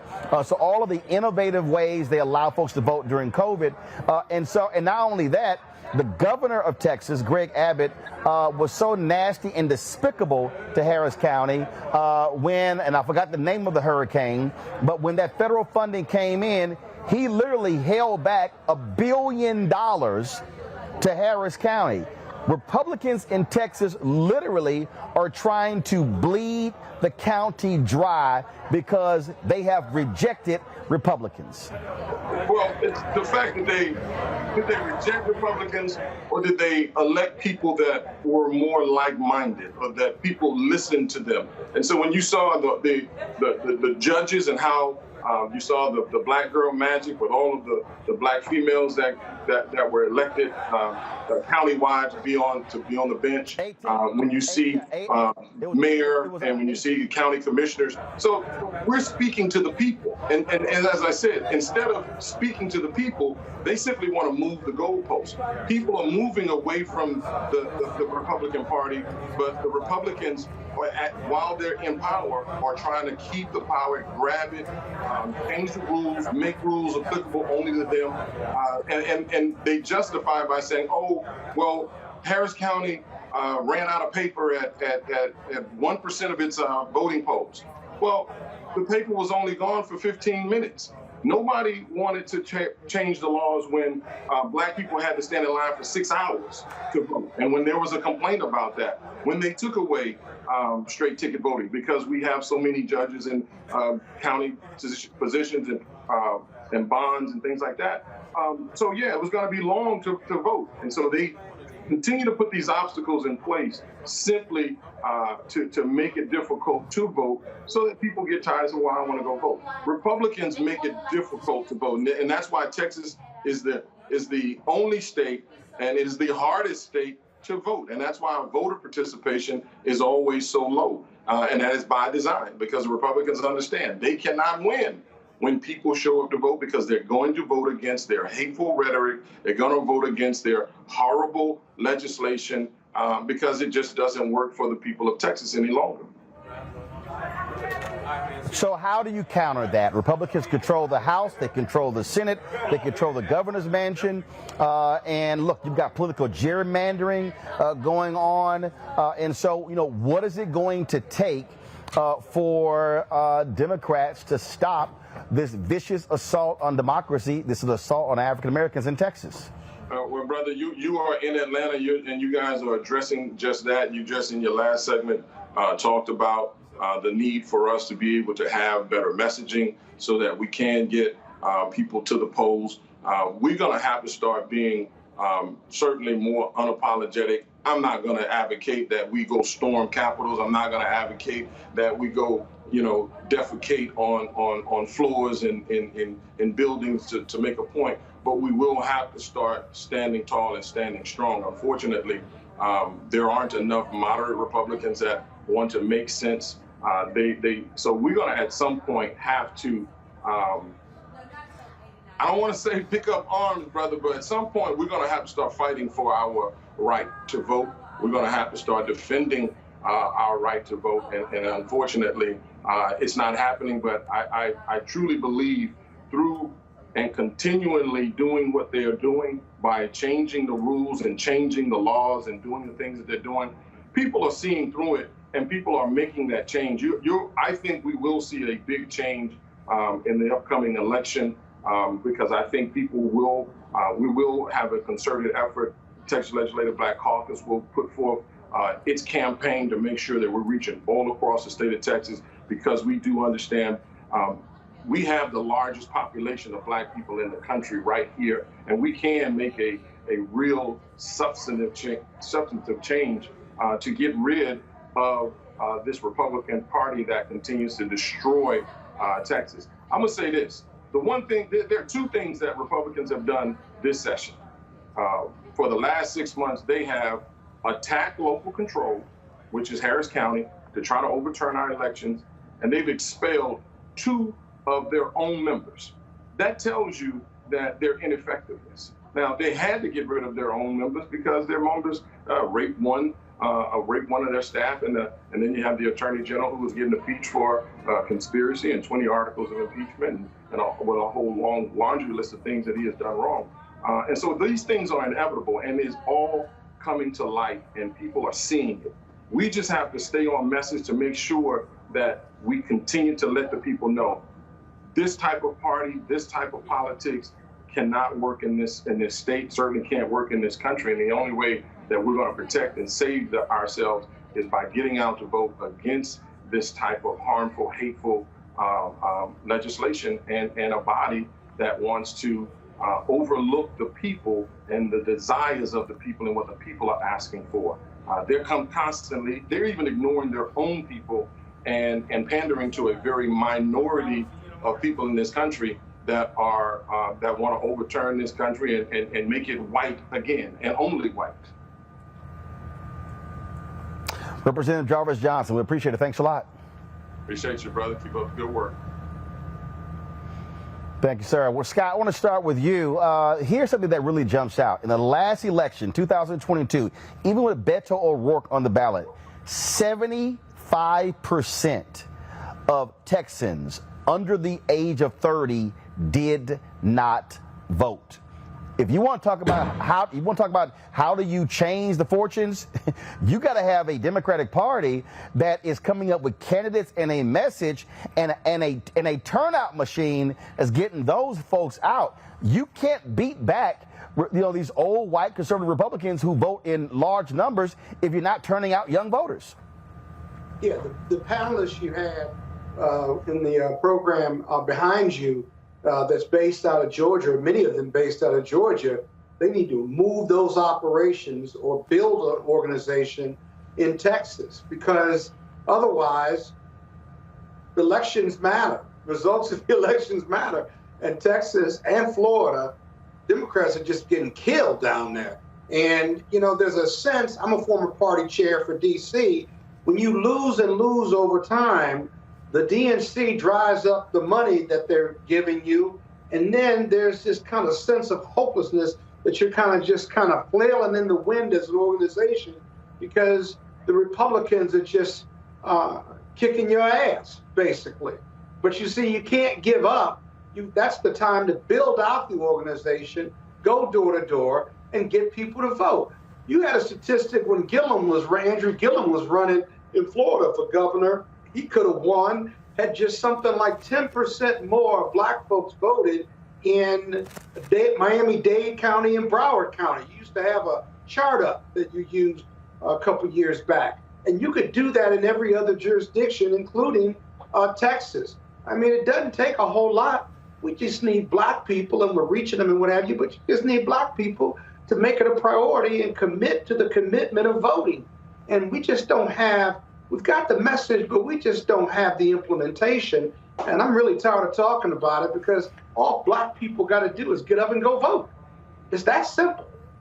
Well, but it's not just African Americans, Rebecca. Again, when I say 75%, it wasn't 75% of young black Texans. That was all young voters. Scott makes a great point when he talks about money drying up. But look, here's one of the things that happened when Obama was president.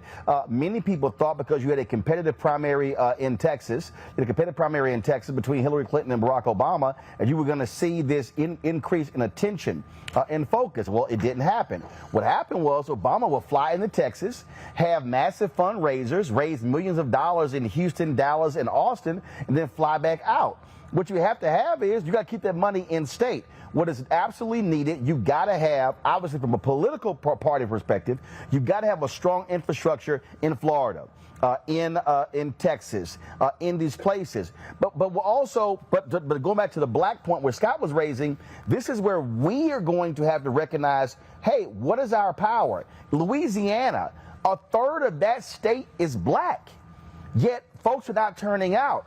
We have to be saying, how do we fund our own political infrastructure that's not for, let me be real clear here, that's not for the benefit of the Democratic Party, but for the benefit of black people, which actually might mean voting Democratic to keep Republicans from passing bills that greatly impact and hurt us.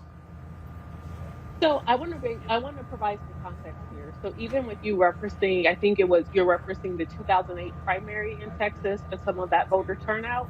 If that's what you're referencing between Obama and Hillary Clinton, a couple of things to point out about what happened in 2008. That was the year that Texas did their two-step, where they did a caucus and then they also did a primary election. And many of the voters were very confused and didn't know which one do they show up at? Do they show up at both? What counts, what doesn't count? So I want to provide that context. But also to Scott's point, Rebecca, hold on, Rebecca, the two-step still goes on. But what happened was, I remember being on the set of CNN that night, and my parents called me. The voting location at the elementary school, they told me that cars, even for the Texas two-step, cars were parked. They were parked on the side of the freeway, which was half a mile away. So the point I'm making is there was this is what Texas Democrats thought. They were like, oh my God, we had such massive enthusiasm. They thought there was going to be this big restructuring of the party in the state. What happened was Obama barely came to the state, took the money, didn't build an infrastructure. So what I'm talking about is infrastructure. You cannot win unless you build infrastructure. Yes. So I'm going to also say this in taking off my hat as Vice President of Fair Elections Center, but talk about, the 20 years prior when I've done a lot of political work and a lot of partisan work. And you're right.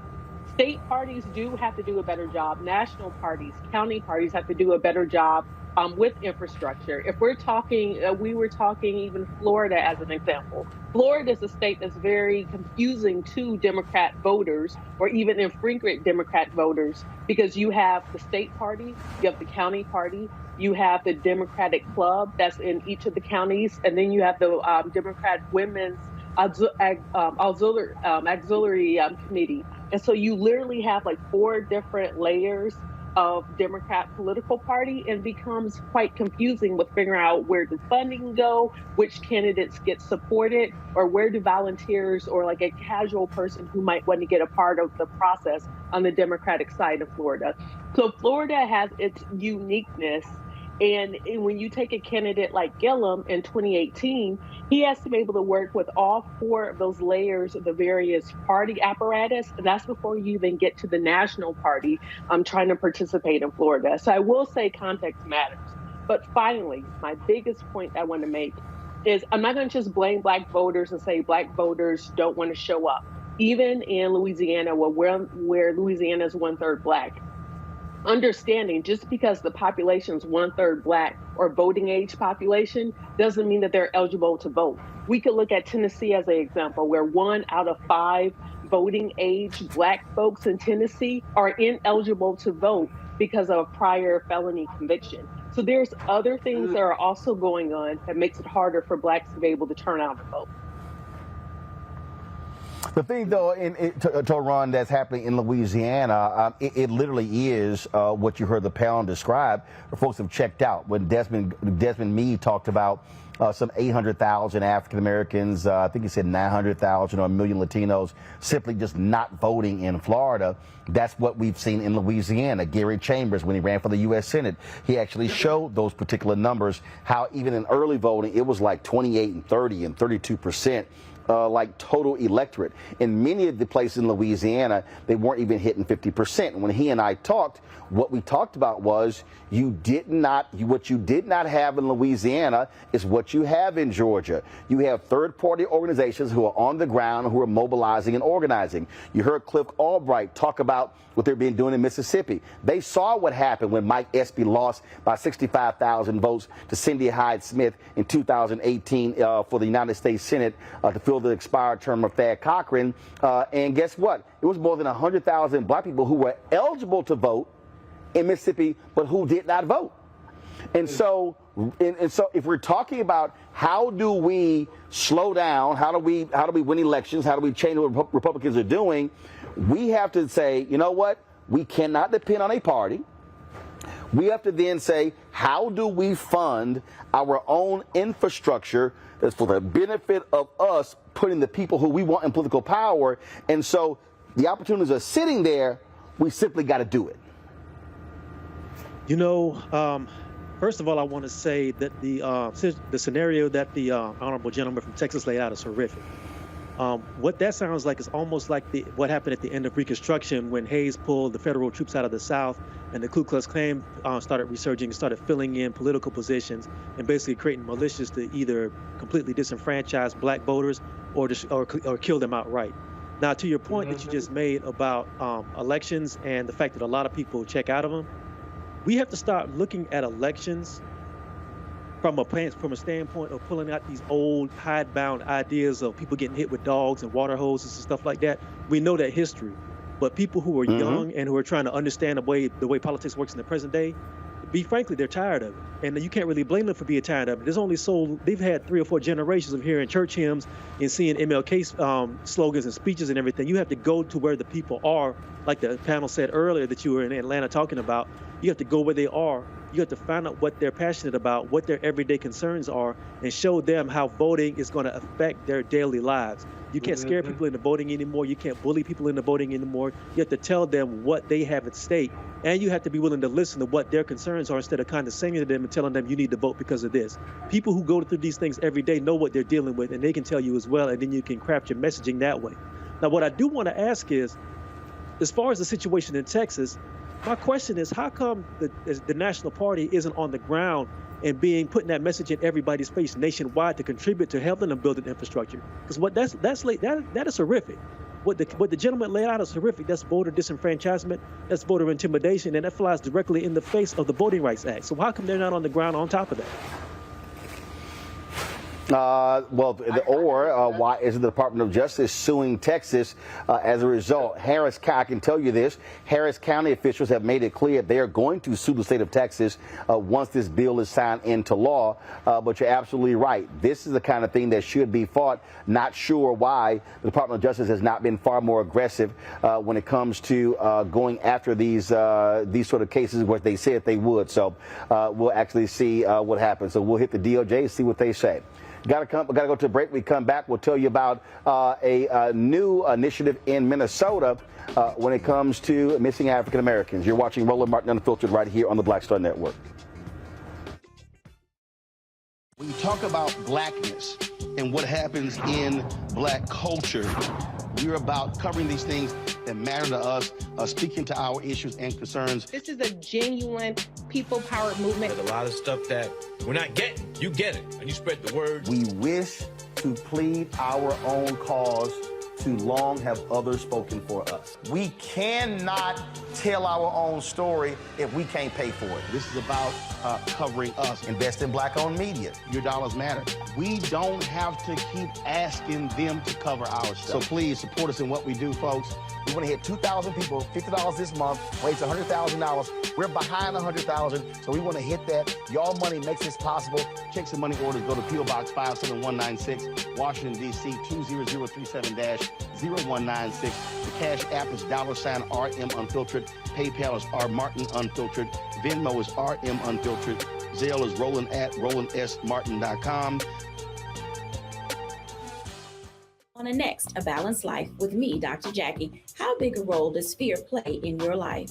Your relationship to it and how to deal with it can be the difference between living a healthy life, a balanced life, or a miserable one. Whenever the power of fear comes along, you need to put yourself in that holding pattern and breathe, examine, find out if there's something that your survival instinct requires you to either fight or take flight. Facing your fears and making them work for you instead of against you. That's all next on A Balanced Life on Black Star Network.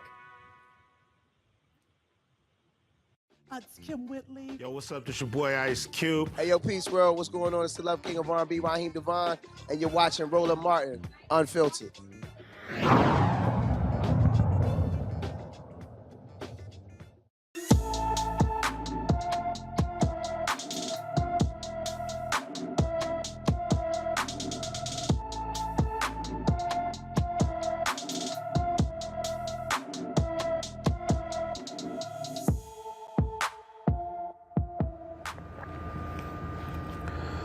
Deja Johnson has been missing from Minneapolis since February 18th. The 16-year-old is 5 feet, 7 inches tall, weighs 150 pounds, with black hair and brown eyes. Anyone with information about Deja Johnson is urged to call the Brooklyn Park, Minnesota Police Department at 612-673-3000, 612-673-3000.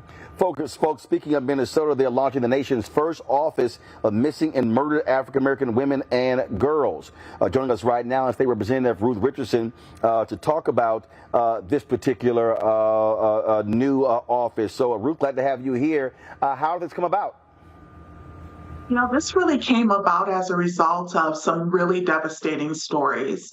We were hearing from a number of families who had loved ones go missing, and they talked a lot about the fact that they had to conduct their own investigations, and they weren't getting the media attention or the law enforcement support that they needed. And it was really those family stories that set the groundwork for us to start this work in Minnesota.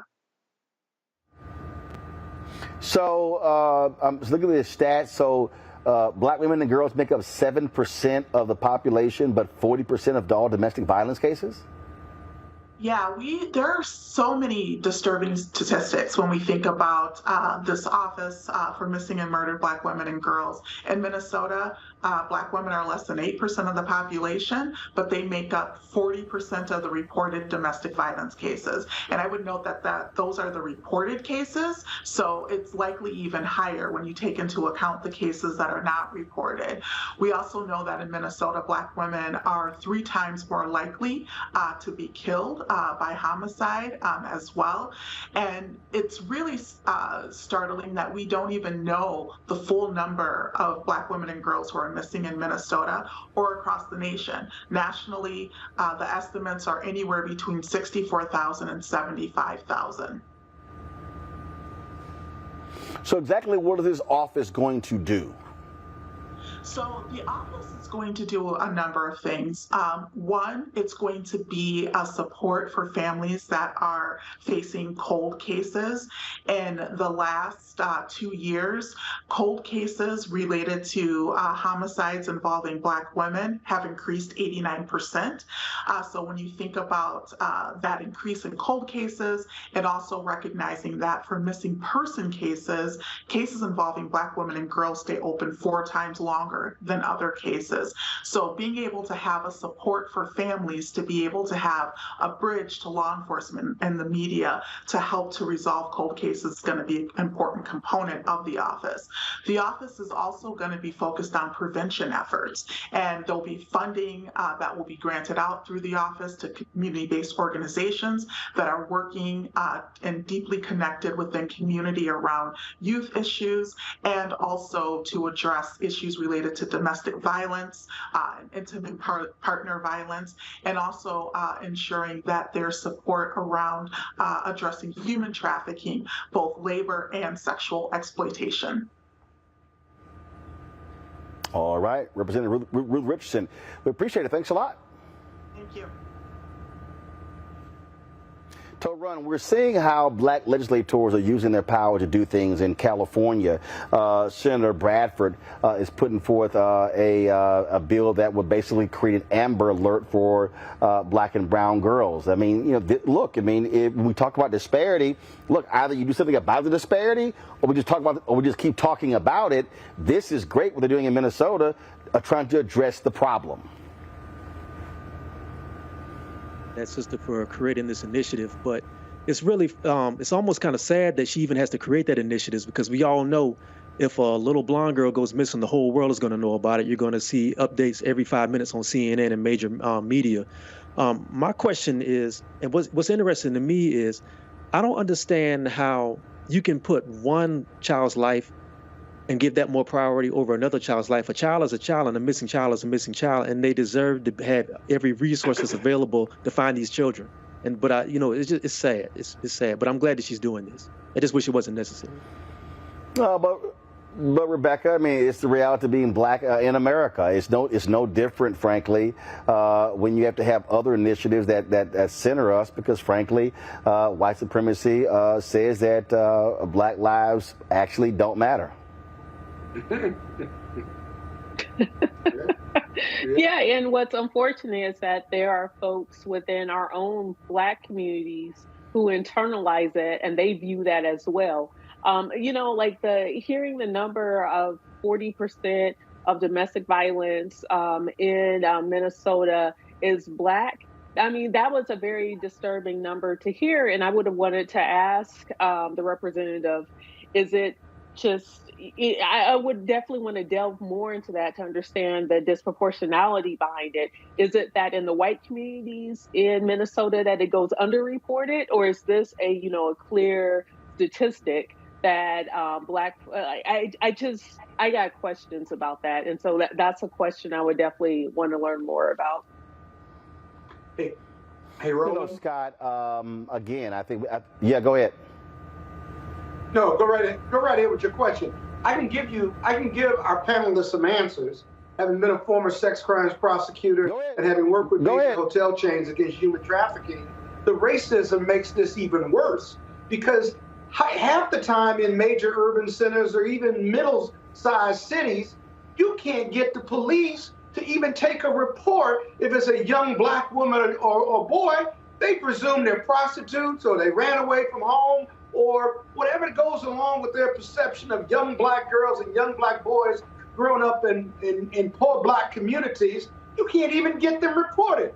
Every week, every day, you have missing reports of young children. I bet you 80 to 90% of them are black girls on your report on this very show. And so it gets worse in the sense that you can't even get the police to take a report, and the families have to go out and do stuff on their own.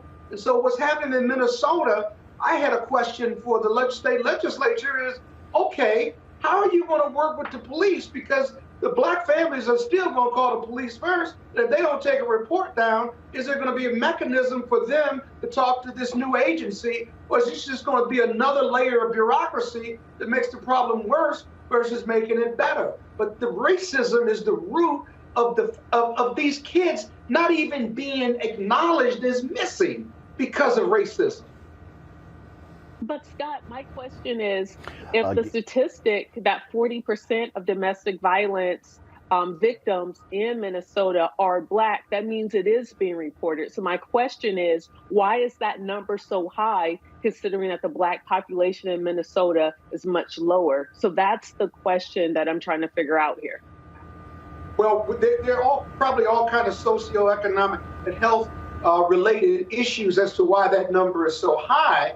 But we know domestic violence exists all around this country. The question is, what does the government do?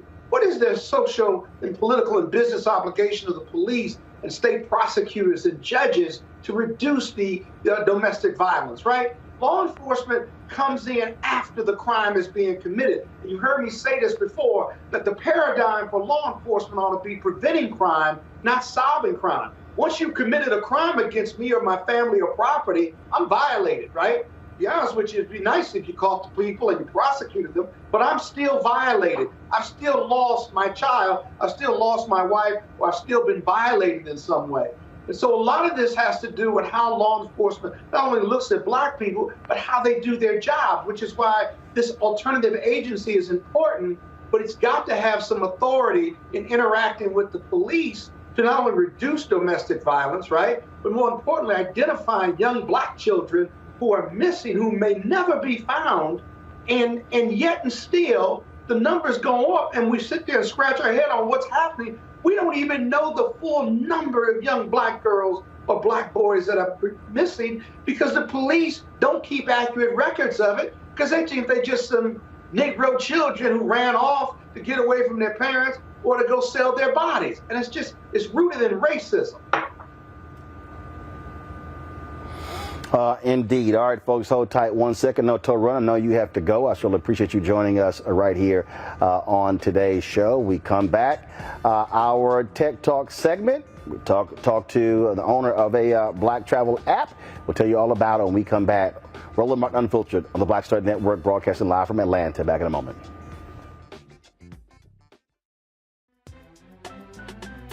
I'm Faraji Muhammad, live from LA. And this is The Culture. The Culture is a two-way conversation. You and me. We talk about the stories, politics, the good, the bad, and the downright ugly. So join our community every day at 3 p.m. Eastern and let your voice be heard. Hey, we're all in this together. So let's talk about it and see what kind of trouble we can get into. It's The Culture, weekdays at 3, only on the Black Star Network. When you talk about blackness and what happens in black culture, we're about covering these things that matter to us, speaking to our issues and concerns. This is a genuine people-powered movement. There's a lot of stuff that we're not getting. You get it, and you spread the word. We wish to plead our own cause. Too long have others spoken for us. We cannot tell our own story if we can't pay for it. This is about covering us. Invest in black-owned media. Your dollars matter. We don't have to keep asking them to cover our stuff. So please support us in what we do, folks. We want to hit 2,000 people, $50 this month, raise $100,000. We're behind 100,000, so we want to hit that. Y'all money makes this possible. Check some money orders. Go to P.O. Box 57196, Washington, D.C. 20037-0196. The Cash App is $RM Unfiltered. PayPal is R Martin Unfiltered. Venmo is RM Unfiltered. Zelle is Roland at RolandSMartin.com. My name is Charlie Wilson. Hi, I'm Sally Richardson Whitfield. And I'm Dondre Whitfield. Hey, everybody, this is your man, Fred Hammond, and you're watching Roland Martin, my man, Unfiltered.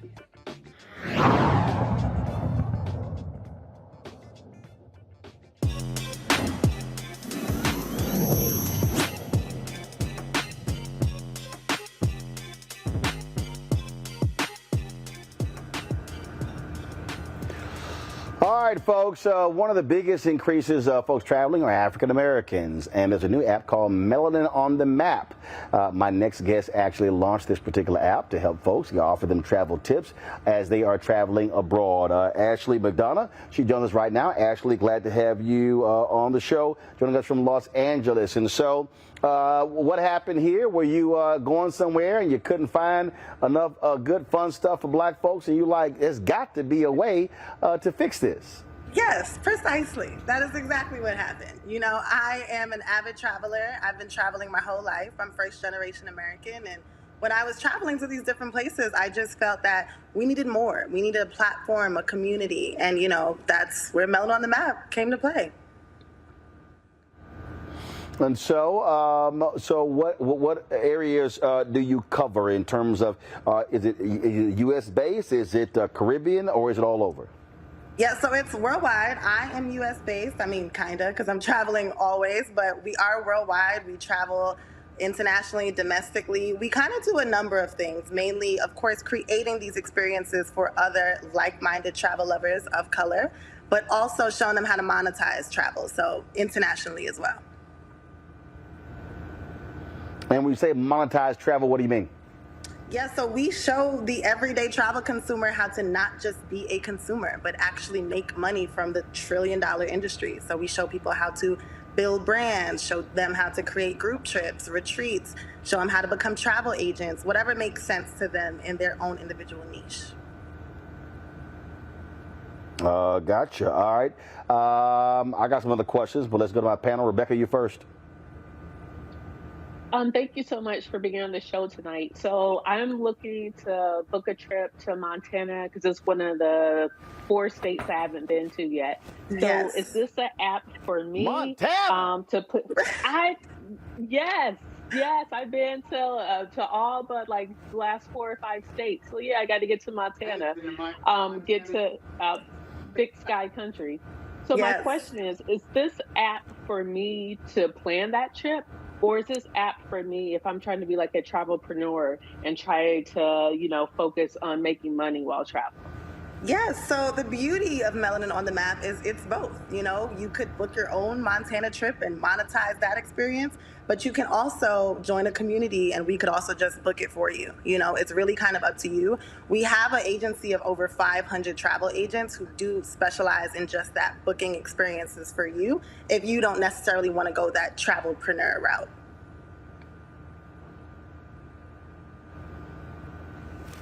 All right. Scott. Okay, so I want to plan a golf trip to Curacao, right? Yes. And I want to go to your app. And what, other than going to your app, what's the next thing I do if I have no experience planning the trip, but me and my buddies want to go play golf in some exotic place? Yes. Tell me what I do after calling you or contacting the app. First of all, you need to go get you a golf coach first. But go right ahead and answer this Oh, question. I got golf clubs, brother. I'm a 10 handicap. You just don't know. Don't start, Roland. You've been on good behavior. I want to talk to the guest. I'm sorry. Okay? I want to talk to the guest. I'm Right? so- Ma'am, I want to know about Yes. your app, and I don't want to argue with Roland. What's the next thing I do? Yeah, so the very first thing you do is you know where you're trying to go, you know what you're trying to curate, which is great. You got the hard part out the way. Then we connect you with a certified travel agent. So in your case, you would want to book a trip. So you know where you want to go and you have all the logistics. Now somebody really helps you and walks you through what that experience would look like for you. Do you want excursions? Do you want champagne upon arrival? Do you want an ocean view room? You know, whatever to customize your experience. Roland, let me get one quick one in, just one quick one, right? So if I go to Curacao, or if I go to Turks and Caicos, or even the Bahamas, right? Yes. How do I know what I don't know if I'm choosing a hotel or things to do? I have no frame of reference. And so how do I make sure I have the best travel experience if I don't know anything about other than reading Yelp? Right. So that's a common concern for a lot of travelers, especially first-time travelers. So that's why we like to connect with group specialists and actual travel booking specialists at that destination. So, if you've never been to Turks or Curacao or wherever, now we're able to connect you with someone on the grounds. They know exactly where the stores are. They know exactly what your excursion should be. And they kind of walk you through that experience. So you're not really left high and dry, especially if you have no knowledge of that location. Thank you. Well, Scott, that little cute 10 handicap, but son, you see that right there, Scott? You see that right there? That's a real handicap right there. Oh, you just made that up. That's a real handicap. That's such a brag. No. Such a brag. Why are you bragging? You see that top left? Yeah, I see Scott, it. USGAGHIN. That means it's a certified U.S. Golf Association golf handicap. You? Do you always?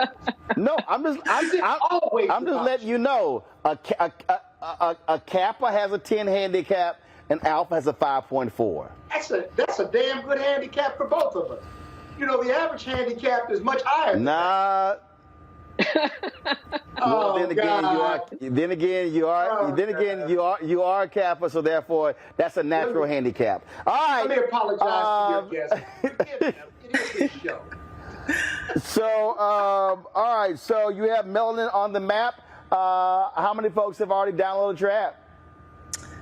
We were at 20,000 plus downloads. We have a full community of over 50,000 people. So our full community we talk to every day, that's that community. And then we have actual 500 plus agents who are looking to actually make money on that travel side as well. So we have a little bit of community in all different parts. Mm-hmm. All right, Ashley. Well, congratulations with that Meld on the Map, folks. Y'all check it out, and we appreciate you coming on the show. Thanks a lot. Thank you for having me. All right, thanks a bunch, folks. That is it for us. Let me thank my guests, my panelists. Well, first of all, I'll thank one of them. I mean, I tolerate Scott, but I'll I'm just, I mean, And I keep coming up. I said I tolerate you, and the only reason I tolerate you because I like your wife. She's wonderful. We pray for her all the time. All the time we pray for her. It's okay, y'all. Scott is like a broke clock. He's nice at least twice a day. So he did hook me up when the Houston Rockets. No, hold up, Scott. I'm about to give you some credit. So when the Houston Rockets came to town, y'all know I don't care about the Washington Wizards, and so I said I would go watch the game. So I was able to use Scott's ticket. So I mean, he's good for something. So I appreciate that, Scott. I didn't even get a thank you. I was about to call your mother because you didn't even send me a thank you. I gave you floor seats, and you didn't even thank me. I'm publicly.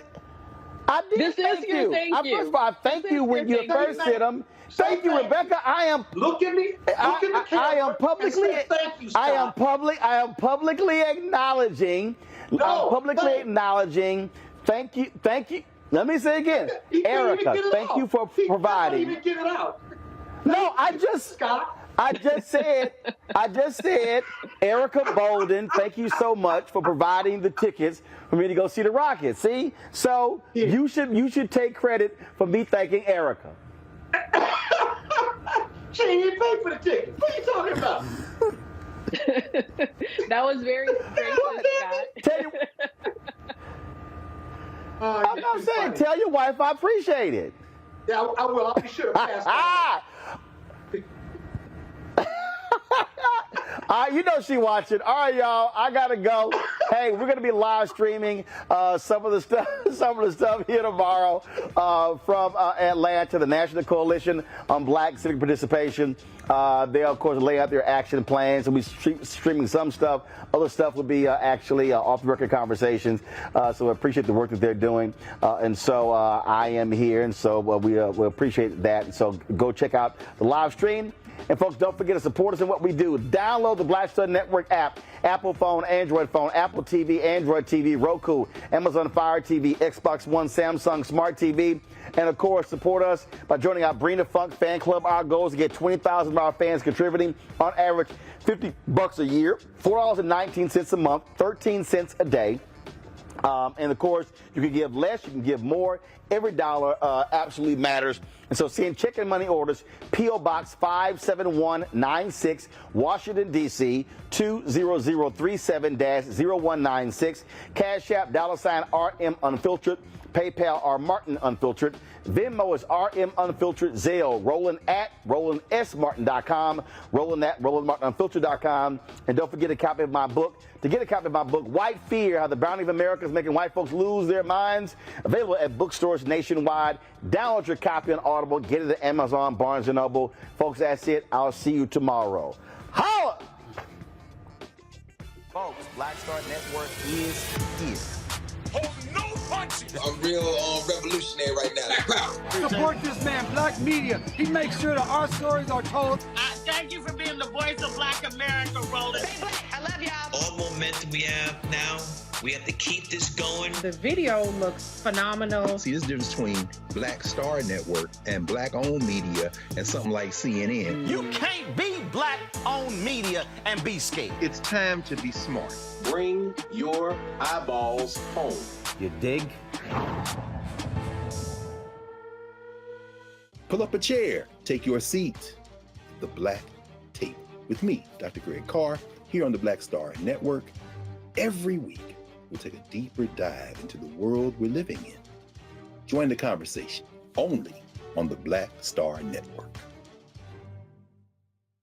Hi, I'm Dr. Jackie Hood Martin, and I have a question for you. Ever feel as if your life is teetering and the weight and pressure of the world is consistently on your shoulders? Well, let me tell you, living a balanced life isn't easy. Join me each Tuesday on Black Star Network for A Balanced Life with Dr. Jackie. We're all impacted by the culture, whether we know it or not. From politics to music and entertainment, it's a huge part of our lives, and we're going to talk about it every day right here on The Culture with me, Faraji Muhammad, only on the Black Star Network. I'm Deborah Owens, America's Wealth Coach, and my new show, Get Wealthy, focuses on the things that your financial advisor and bank isn't telling you, but you absolutely need to know. So watch Get Wealthy on the Black Star Network.